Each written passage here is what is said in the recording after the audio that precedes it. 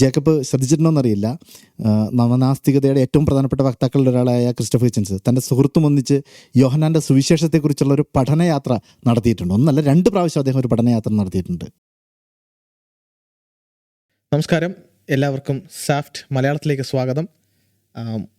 വളരെ വ്യത്യസ്തമായിട്ടൊരു വീഡിയോ ആയിട്ടാണ് ഞാൻ നിങ്ങളുടെ മുമ്പിൽ കടന്നു വരുന്നത്. ഇതുവരെ സാഫ്റ്റ് നമ്മൾ ചെയ്തുകൊണ്ടിരുന്നതെല്ലാം ഇംഗ്ലീഷ് വീഡിയോസാണ്. പക്ഷേ സാഫ്റ്റ് തുടങ്ങിയ തൊട്ടുള്ള നമ്മുടെ ഒരു ആഗ്രഹമാണ് മലയാളത്തിലേക്ക് ബ്രാഞ്ച് ഔട്ട് ചെയ്യണമെന്നുള്ളത്. എന്തായാലും തക്ക സമയത്ത് ദൈവം അതിനൊരു വഴിയൊരുക്കി. So here we are with the first video series from സാഫ്റ്റ് മലയാളം. പിന്നെ ഈ സീരീസ് എനിക്ക് കൂടുതൽ പ്രിയപ്പെട്ടതാക്കുന്നത് ഡെനിഷ് ചാൻ ഞങ്ങളുടെ കൂടെ ഗസ്റ്റായിട്ടുള്ളത് എന്ന കാര്യമാണ്. നമ്മളിതിനു മുമ്പ് സാഫ്റ്റിന്റെ ഫസ്റ്റ് കോൺഫറൻസ് പറഞ്ഞത് തന്നെ ട്രൂ ഫെയ്ത്ത് കോൺഫറൻസ് നമ്മൾ ചെയ്തത് ഡെനിഷാണ് ചെയ്തത്. പിന്നെ എന്നെ ആദ്യമായിട്ട് അപ്പോളജറ്റിക്സിനകത്ത് ഒരു സ്പീക്കിംഗ് ഇവന്റിന് ഇൻവിറ്റേഷൻ തന്നത് ഡെനിഷാണ്. ഡെനിഷ് ഓർക്കൊന്നും നടത്തില്ല. ഞാൻ ബാച്ചിലേഴ്സ് പഠിക്കുന്ന സമയത്ത് ടെക്സ്റ്റൈൽ ക്ലാസ് എടുക്കാൻ വേണ്ടി ആ രീതിയിൽ വളരെ സ്പെഷ്യലാണ് ഡെനിഷ് ചാനുമായിട്ട് കൊളാബറേറ്റ് ചെയ്ത് ഈ ഒരു വീഡിയോ സീരീസ് ചെയ്യാൻ പറ്റുന്നുള്ളത്. നമ്മൾ ഈ വീഡിയോ സീരീസിലൂടെ നമ്മൾ എക്സ്പ്ലോർ ചെയ്യാൻ ശ്രമിക്കുന്നത് അപ്പോളജറ്റിക്സിന്റെ പല ടോപ്പിക്സിലും പലപ്പോഴും ഡിഫിക്കൽട്ട്, കോംപ്ലിക്കേറ്റഡ് ആയിട്ട് ഓഡിയൻസ് കേൾക്കുന്ന ഒരു സിറ്റുവേഷൻ ഉണ്ട്. ഒരു ലെക്ചറിലൂടെ ഇപ്പോൾ കേട്ട് പലപ്പോഴും ചിന്തിക്കും, ഇത് ഭയങ്കര കോംപ്ലക്സ് ആണല്ലോ, ഇതെങ്ങനെ മനസ്സിലാക്കുന്നുള്ളത്. അപ്പോൾ അങ്ങനെ നമ്മൾ ആഗ്രഹിച്ചിരുന്നത് ഈ വീഡിയോ സീരീസിലൂടെ ഒരു കോൺവെർസേഷൻ, സംഭാഷണ മുഖേന കേൾക്കുന്ന നമ്മുടെ ശ്രോതാക്കൾക്ക് അപ്പോളജറ്റിക്സും തിയോളജിയും ദൈവശാസ്ത്രമൊക്കെ വളരെ ലളിതമായിട്ടുള്ള രീതിയിൽ അവരിലേക്ക് എത്തിക്കുക. അതൊക്കെ കേൾക്കുന്ന അവിശ്വാസികൾക്ക് ക്രിസ്തീയ വിശ്വാസത്തിൻ്റെ ആ ബെഡ് റോക്ക്, ആ സോളിഡ് ഫൗണ്ടേഷൻ മനസ്സിലാക്കാൻ വേണ്ടി ഇടയാവുക എന്നൊരു ചിന്തയാണ്. നിശ്ചയമായിട്ട് ഇതൊരു നല്ലൊരു ഓപ്പർച്യൂണിറ്റിയാണ്. നമുക്ക് അടിസ്ഥാനപരമായിട്ടുള്ള കാര്യങ്ങളിൽ നിന്ന് തുടങ്ങി കൂടുതൽ വിശദമായിട്ടുള്ള വിഷയങ്ങളിലേക്ക് നമുക്ക് കടക്കാം. ഇപ്പോൾ ഒരു സംഭാഷണം എന്നുള്ള രീതിയിൽ നമുക്ക് വളരെ നല്ല നിലയിൽ ഇത് മുന്നോട്ട് കൊണ്ടുപോകാൻ സാധിക്കുമെന്ന് ഞാൻ വിശ്വസിക്കുന്നു. നമ്മുടെ ഇന്നത്തെ ടോപ്പിക്കിലേക്ക് നമുക്ക് കടക്കാം. ഇന്ന് നമ്മൾ ഡിസ്കസ് ചെയ്യാനായിട്ട് ആഗ്രഹിക്കുന്ന ഒരു വിഷയം എന്ന് പറയുന്നത് നവനാസ്തികതയിലെ സമകാലിക പ്രവണതകളെ കുറിച്ചാണ്. അപ്പം നമ്മൾ അതിൻ്റെ ഒരു ടൈറ്റിലൊന്ന് ഇംഗ്ലീഷിലും കൂടി ഒന്ന് പറഞ്ഞു കഴിഞ്ഞാൽ നമുക്ക് മോഡേൺ ട്രെൻഡ്സ് ഓഫ് ന്യൂ ഏത്തിസം അല്ലെങ്കിൽ ചേഞ്ചിങ് ട്രെൻഡ്സ് എന്ന് തന്നെ പറയാം. കാരണം പണ്ട് കാലങ്ങളിൽ ഒരു 20th സെഞ്ച്വറി 19th സെഞ്ച്വറിയിൽ ഏത്തീസം എന്ന് പറഞ്ഞിരുന്നത് Bertrand Russell, Frederick നീഷെ, John Paul സാർട്രെ, പിന്നെ വരുന്നത് ആൽബർട്ട് കമ്യൂ തുടങ്ങിയവരുടെ ഒരു വീക്ഷണഗതിയായിരുന്നു. 20th സെഞ്ച്വറിയിൽ വളരെ പ്രബലമായിട്ട് നിന്ന ഒരു വീക്ഷണഗതിയാണ്. പക്ഷെ പിന്നീട് 21ാം നൂറ്റാണ്ടിലേക്ക് നമ്മൾ കടന്നപ്പോൾ നവനാസ്തികത, Richard Dawkins, Sam Harris, Christopher Hitchens, Daniel Dennett എന്നിവർ ചുക്കാൻ പിടിച്ച ഒരു നവനാസ്തികത ആണ് നമ്മൾ കണ്ടത്. പക്ഷെ നമ്മളിപ്പോൾ നോക്കുമ്പം ഈ കഴിഞ്ഞ വർഷങ്ങളിൽ, പ്രത്യേകിച്ച് ഈ വർഷത്തെ തന്നെ നവനാസ്തികതയിൽ വളരെ വ്യക്തമായിട്ടുള്ള ചില മാറ്റങ്ങൾ കാണുന്നു. നവനാസ്തികതയുടെ അടിവേര് ഇളക്കുന്ന രീതിയിലുള്ള പല സംഭവങ്ങളും, പല കൺവേർഷൻസ് നടക്കുന്നു, പല ടെസ്റ്റിമണീസ് വരുന്നു. സോ അതൊക്കെ ശ്രദ്ധ തിരിക്കേണ്ടുന്ന ഒരു സംഭവമാണ്. അപ്പൊ അതിലേക്ക് ശ്രദ്ധ തിരിക്കാനും അതിലേക്ക് ഇറങ്ങി ചെല്ലുവാനാണ് നമ്മളിപ്പം ആഗ്രഹിക്കുന്നത്. അപ്പം ബ്രദർ ഇപ്പോൾ പറഞ്ഞ ഇതിനു മുമ്പത്തെ ഇപ്പം നവനാസ്തികത എന്ന് പറയുന്ന ഒരു പേര്, അല്ലെങ്കിൽ ന്യൂ ഏത്തിയസ് എന്ന് പറയുന്ന പേര് തന്നെ സൂചിപ്പിക്കുന്ന ഒരു കാര്യം, എന്തോ ഒരു പുതിയ കാര്യം അല്ലെങ്കിൽ ഒരു പുതിയ രീതി, ഒരു പുതിയ സമീപനം ഇവരുടെ ഭാഗത്തുനിന്നുണ്ടായി എന്നുള്ളതാണല്ലോ. അപ്പം നമ്മളങ്ങനെ ചിന്തിക്കുമ്പോൾ എന്താണ് ഈ നവനാസ്തികത എന്നതുകൊണ്ട് ഉദ്ദേശിക്കുന്നത്? അതിൻ്റെ ഒരു പ്രധാനപ്പെട്ട പ്രൊപ്പോണൻസ് എല്ലാവർക്കും അറിയാവുന്നതായിരിക്കും. എന്നാൽ എന്താണ് അതിൻ്റെ ഒരു പഴയ കാലത്തെ ആ ഒരു ഏത്തീസമായിട്ട് എന്താണ് difference? At least 19th century 20th സെഞ്ച്വറിയിലെ ഏർലി സ്റ്റേജസിലൊക്കെ വന്നിട്ടുള്ള ഏത്തീസത്തിനായിട്ട് എന്താണ് അതിൻ്റെ ഒരു കൃത്യമായിട്ട് ഡിഫറൻസ് നമുക്ക് പറയാൻ സാധിക്കുന്നത്? നമ്മൾ ആ ഡിഫറൻസ് നോക്കുമ്പോൾ നമുക്ക് പല കാറ്റഗറി തന്നെ, അല്ലെങ്കിൽ പല ഫീച്ചേഴ്സ്, ചില സവിശേഷതകൾ വെച്ച് നമുക്ക് അതിനെ ഡിഫറൻഷിയേറ്റ് ചെയ്യാൻ പറ്റും. പ്രത്യക്ഷത്തിൽ വരുന്ന സംഭവം ഇതിന്റെ പ്രൊപ്പോണൻസിലുള്ള വ്യത്യാസമാണ്. സോ ഓൾഡ് ഏത്തീസം, അല്ലെങ്കിൽ അന്ന് കാലത്ത് അറിയപ്പെട്ട ജസ്റ്റ് ഏത്തീസം, നിരീശ്വരവാദം എന്ന് പാശ്ചാത്യ ലോകത്ത്, വെസ്റ്റേൺ ലോകത്ത് മനസ്സിലാക്കിയിരുന്ന ഏത്തീസത്തിന്റെ വക്താക്കളാണ് ഞാൻ മുമ്പ് പറഞ്ഞ ബെർട്രാൻഡ് റസലും ഫ്രെഡറിക് നീഷെയുള്ളത്. ഇന്ന് നമ്മൾ കാണുന്ന, ഞാൻ ഈ മേൽ പറഞ്ഞ 4 horsemen of new atheism. So ഞാൻ പ്രത്യക്ഷത്തിൽ കാണുന്നൊരു വ്യത്യാസം എന്നുള്ളത്, പഴയ കാലത്ത് നിരീശ്വരവാദികൾ ദൈവമില്ല എന്ന് പറയുമ്പോൾ ഒരു വ്യക്തത ഉണ്ടായിരുന്നു, ഒരു സ്പെസിഫിസിറ്റി ഉണ്ടായിരുന്നു. ദൈവമില്ല, ഏത്തീസം തന്നെയായിരുന്നു. പക്ഷെ നവനാസ്തികയിൽ കാണുന്നത് ലാക്കത്തീസം നമ്മൾ വിളിക്കുന്ന, അത് ഇല്ലായ്മയെ കുറിച്ചൊരു വ്യക്തത ഇല്ലാതെ, ഇല്ലായ്മ എന്ന് പറയുകയല്ല, ദൈവത്തെ മാറ്റി നിർത്തുന്ന, അല്ലെങ്കിൽ നമ്മുടെ രവിചന്ദ്രൻ സാറ് പറഞ്ഞ പോലെ ദൈവമുണ്ട് എന്നത് ഞാൻ സ്വീകരിക്കുന്നില്ല, അങ്ങനത്തെ രീതിയിൽ എങ്ങും തൊടാത്ത ഒരു ക്ലാരിറ്റി, ഒരു ആംബിഗസ് ഉള്ള രീതിയിലുള്ള ഒരു ഏത്തീസമാണ് ന്യൂ ഏത്തീസത്തിൽ കാണുന്നത്. അവിടെ തന്നെ നമുക്ക് മനസ്സിലാക്കാൻ സാധിക്കുന്ന ഒരു കാര്യം എന്ന് പറയുന്നത്, ആ ഒരു ഡെഫിനിഷൻ തന്നെ, അല്ലെങ്കിൽ നിരീശ്വരവാദം എന്ന് പറയുമ്പോൾ നമ്മൾ സാധാരണ കേൾക്കുമ്പോൾ ദൈവം ഇല്ല എന്ന് വിശ്വസിക്കുന്നവർ, അല്ലെങ്കിൽ ദൈവം ഇല്ല എന്ന ബോധ്യതയുള്ളവർ, അങ്ങനെയാണ് നമ്മൾ മനസ്സിലാക്കുന്നത്. പക്ഷേ ഈ നവനാസ്തികരെ സംബന്ധിച്ചിടത്തോളം അവർ പറയുന്നത് ഞങ്ങൾ ദൈവത്തിന് വേണ്ടിയുള്ള ആ വാദങ്ങളെക്കുറിച്ച് ഞങ്ങൾ ബോധ്യത ഉള്ളവർ, ഞങ്ങൾക്ക് ബോധ്യമായിട്ടില്ല ആ വാദങ്ങൾ ശരിയാണെന്ന്. അതെ, ഞങ്ങൾക്ക് ദൈവവിശ്വാസമില്ല. അപ്പം അത് അജ്ഞേയവാദത്തിൽ നിന്ന്, അഗ്നോസ്റ്റിസിസത്തിൽ നിന്ന് അത്ര വ്യത്യാസമല്ലാത്ത ഒരു സംഗതിയാണ് ഇവർ നിരീശ്വരവാദം എന്ന പേരിൽ പ്രചരിപ്പിക്കുന്നത്. അപ്പം വിശ്വാസമില്ല. അപ്പം അതൊരിക്കലും നിരീശ്വരവാദമാകത്തില്ലല്ലോ. കാരണം നിരീശ്വരവാദം എന്ന് പറഞ്ഞാൽ ദൈവം ഇല്ല എന്നുള്ള വാദമാണ്, ഇല്ല എന്നുള്ളൊരു വ്യക്തതയോടെ പറയുന്ന ഒരു കാര്യമാണ്. അതുകൊണ്ട് തന്നെയാണ് ഈ സാം ഹാരിസ് തന്നെ പറഞ്ഞുകൊണ്ട് ഇന്ന് അവർ മനസ്സിലാക്കുന്ന ന്യൂ എത്തിസം, സാം ഹാരിസ് ഒക്കെ മുന്നോട്ട് വെക്കുന്ന ന്യൂ എത്തിസിനെ അവർ വിളിക്കുന്നത് ഡോക്ട്രിൻ ഓഫ് നെഗേഷൻ, ഇല്ലായ്മയെക്കുറിച്ച് പറഞ്ഞു പോകുന്നു. അതിനോടൊപ്പം തന്നെ മനസ്സിലാക്കേണ്ടത് അവർ ബദലായിട്ട് ഒരു ഓൾട്ടർനേറ്റീവ് ആയിട്ട് ഒന്നും പണിതെടുക്കുന്നില്ല. ഉള്ളതെല്ലാം നശിപ്പിച്ച് കളയുന്ന ഒരു ഒരു ഒരു രീതി. കർത്താവ് പറയുന്നുണ്ട്, ഒരുവൻ നശിപ്പാനും മുടിപ്പാനും കൊല്ലുവാനും മോഷ്ടിക്കാനും വേണ്ടി വരുന്നുള്ളത്. ആ വ്യക്തിയുടെ രീതിയിലുള്ള ഒരു പ്രവണതയാണ് നവനാസ്തികതയിൽ കാണുന്നത്. നശിപ്പിക്കുന്നു, ഒന്നും ബദലായിട്ട് പണിയുന്നില്ല. ഇപ്പം നേരത്തെ ബ്രദർ പറഞ്ഞ ആ പേരുകൾ, ഇതിനു മുമ്പത്തെ നീച്ചയെ പോലുള്ള ആളുകളെ സംബന്ധിച്ചിടത്തോളം ഫിലോസഫിക്കലായിട്ട്, താത്വികമായിട്ട് വളരെ കൃത്യമായിട്ടുള്ള വാദഗതികൾ മുന്നോട്ട് വെക്കുകയും ആ നിരീശ്വരവാദം ഒക്കെ ദൈവമില്ല, അപ്പം അങ്ങനെയാണെങ്കിൽ അതിൻ്റെ ഒരു കോൺസിക്വൻസ് എന്താണ്, നമ്മുടെ ജീവിതത്തിനെയും സമൂഹത്തിനെയും അതെങ്ങനെ ബാധിക്കും, അതിനെക്കുറിച്ചുള്ള വളരെ കൃത്യമായൊരു ബോധ്യത അവർക്കുണ്ടായിരുന്നു. എനിക്ക് തോന്നുന്നു ആ ബോധ്യതയുടെ അടിസ്ഥാനം എന്ന് പറയുന്നത് അവർ പറഞ്ഞിരുന്നത് യഥാർത്ഥത്തിൽ നിരീശ്വരവാദം തന്നെയായിരുന്നു. അപ്പം ആ സ്വാഭാവികമായിട്ടും ആ നിരീശ്വരവാദം, ഓക്കെ ദൈവമില്ല, അങ്ങനെയാണെങ്കിൽ സമൂഹത്തിൻ്റെ അവസ്ഥ എന്താണ്, ആ ഒരു ദിശയിലേക്ക് അവർ ചിന്തിച്ചു. എന്നാൽ ഇവർ പറയുന്നതനുസരിച്ചിട്ട് ദൈവത്തെക്കുറിച്ചുള്ള വാദങ്ങൾ തങ്ങൾക്ക് ബോധ്യപ്പെട്ടിട്ടില്ല, തങ്ങൾക്ക് വിശ്വാസമില്ല. എന്നാൽ അതിൻ്റെ അപ്പുറത്ത് അവർ ചെയ്യുന്നതെന്ന് പറയുന്നത് ആ നിരീശ്വരവാദത്തിൻ്റെ കോൺസിക്വൻസസ് വേണ്ട നിലയിൽ ഫേസ് ചെയ്യാതെ ഇതിനെ കുറേയും കൂടി എന്താ പറയുക, നാടകീയമായിട്ട് കുറേയും കൂടി ആകർഷണീയമായ നിലയിൽ വെറ്റടിക്കാനാണ് ശ്രമിക്കുന്നത് വിശ്വാസമില്ലായ്മയെ. അപ്പം അതിൻ്റെ അപ്പുറത്തൊരു കൃത്യമായ ഒരു അടിത്തറ, താത്വികമായൊരു അടിത്തറ ഇതിനുണ്ടെന്ന് നമുക്ക് പറയാനായിട്ട് സാധിക്കില്ല.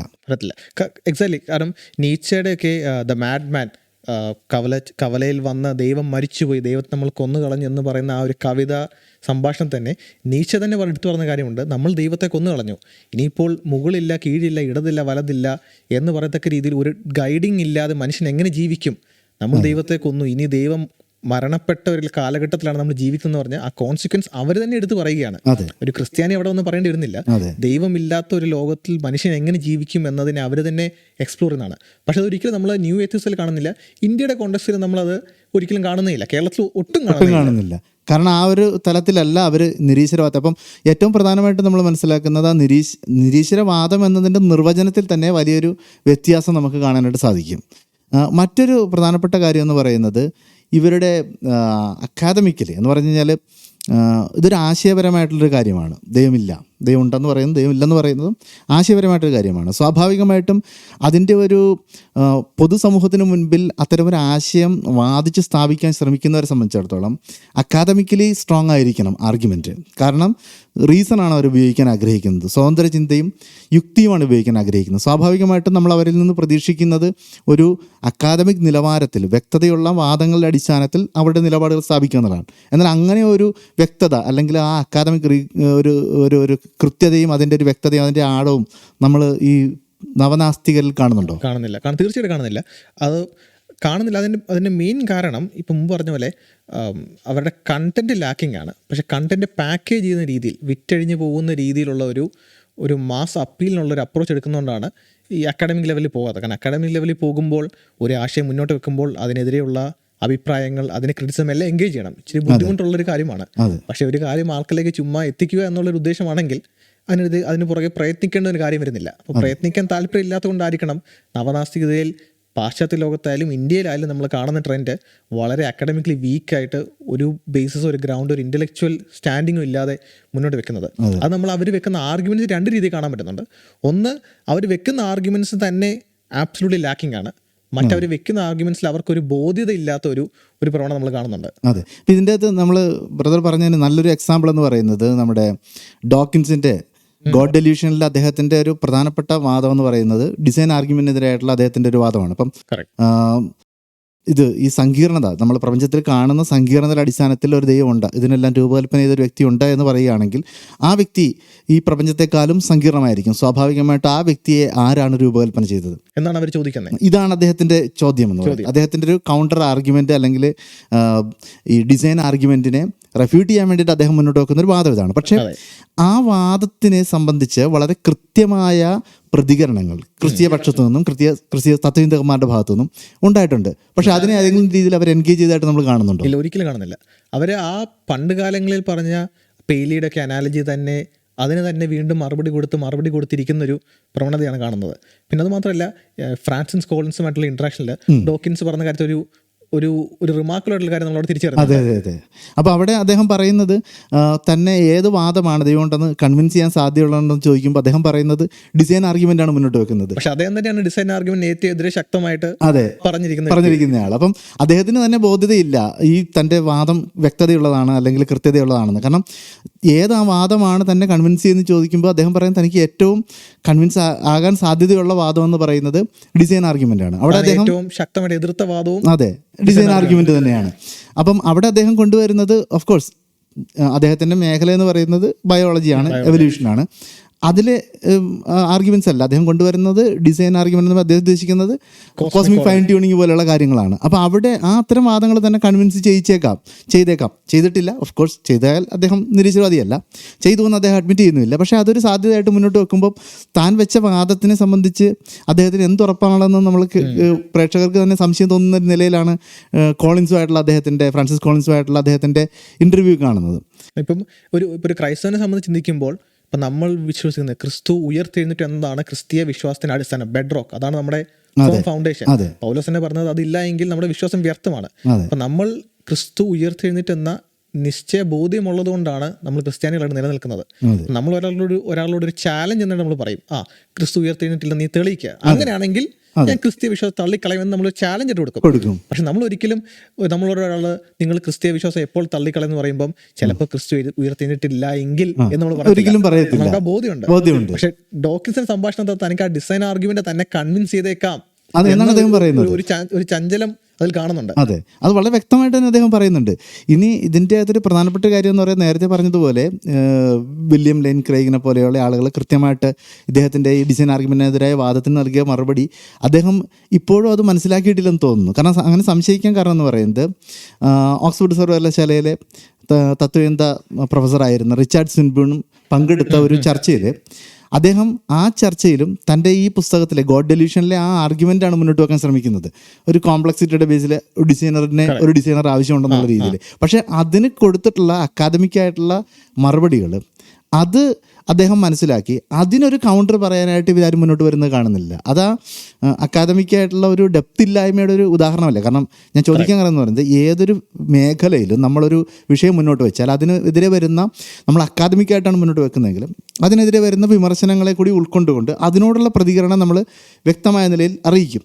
അല്ലെങ്കിൽ ഇത്തരമൊരു ചർച്ചയിൽ വരുമ്പോൾ അത്തരത്തിൽ നമുക്ക് ലഭിച്ചിട്ടുള്ള പ്രതികരണത്തെ കൂടി ഉൾപ്പെടുത്തിക്കൊണ്ട് അതിനുള്ള മറുപടി ഇതാണ്, എൻ്റെ വാദം ഇപ്പോഴും നിലനിൽക്കുന്നു എന്ന രീതിയിലായിരിക്കും പറയുന്നത്. പക്ഷെ അദ്ദേഹം അങ്ങനെയല്ല. അദ്ദേഹം ഒരിക്കലൊരു കാര്യം പറഞ്ഞ് വീണ്ടും അത് തന്നെ ആവർത്തിക്കുന്നൊരു കുട്ടിയെ പോലെ ഈ ഇത്തരം ചർച്ചകളിലെല്ലാം ഈ മറുപടി ലഭിച്ചു കഴിഞ്ഞ വാദം ആ മറുപടിക്കൊരു മറുപടി പറയാതെ ആവർത്തിക്കുകയാണ്. അപ്പോൾ അത് തന്നെ അക്കാദമിക്കായിട്ടുള്ള വളരെ വീക്കായിട്ടുള്ള ഒരു നിലപാടാണ് അവരുടെ എന്നുള്ളൊരു കൃത്യമായിട്ട് തെളിവായിട്ട് നമുക്ക് മനസ്സിലാക്കാൻ പറ്റും, അല്ലേ?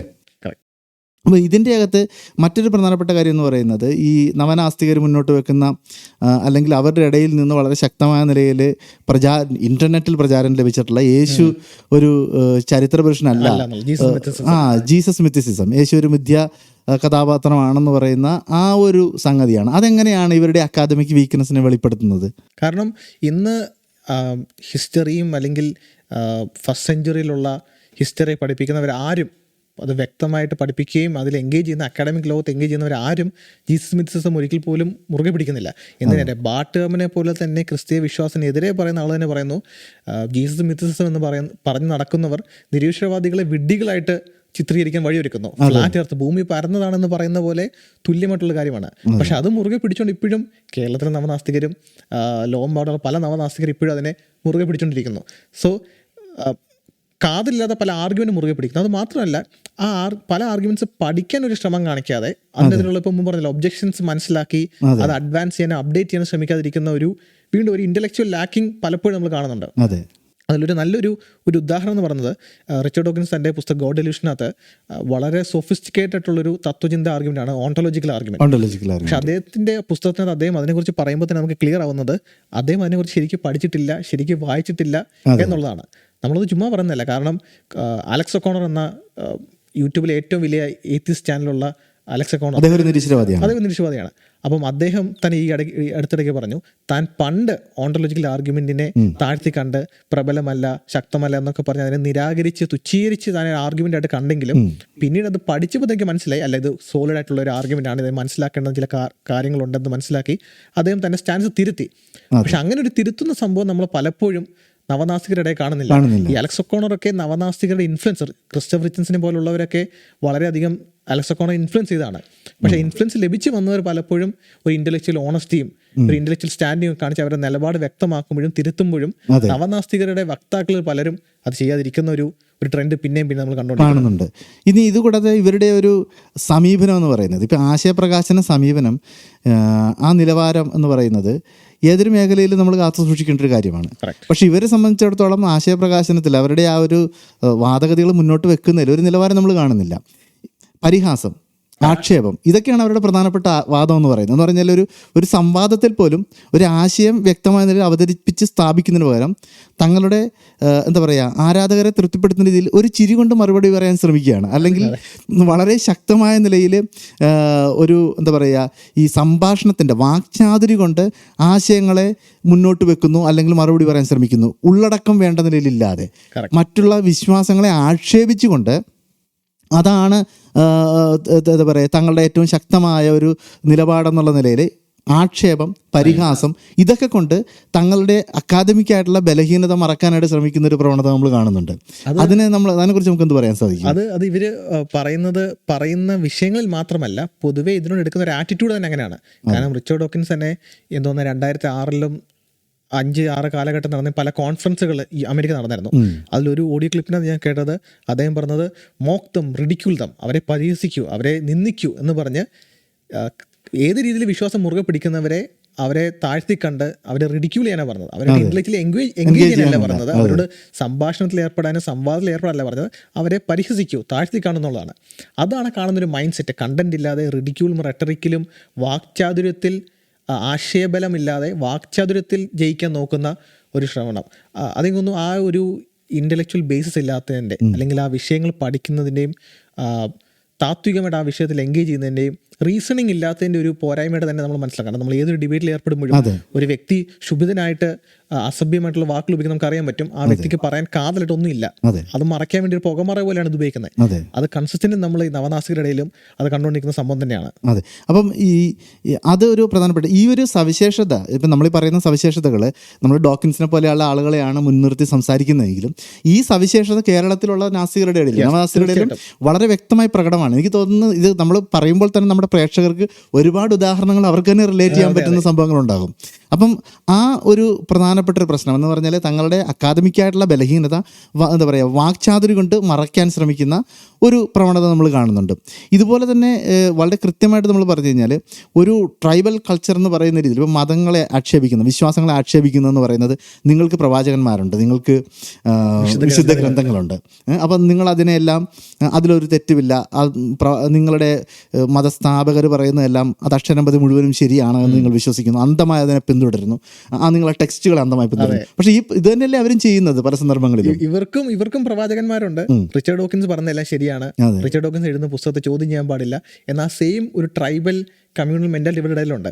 ഞാൻ സ്റ്റീവൻ വുഡ്ഫോർഡ് എന്ന റാഷണൽ റൂൾസ് എന്ന നിരീശ്വരവാദി ചാനൽ നടത്തുന്ന സ്റ്റീവൻ വുഡ്ഫോർഡ് പറഞ്ഞപ്പോൾ ഞാൻ ഓർക്കുന്നുണ്ട്. അദ്ദേഹം പറഞ്ഞത്, സാം ഹാരിസ് പറഞ്ഞു, റിലീജിയൻ അല്ല പ്രശ്നം, ഡോഗ്മാറ്റിസം അല്ലെങ്കിൽ ട്രൈബൽ മെന്റാലിറ്റി.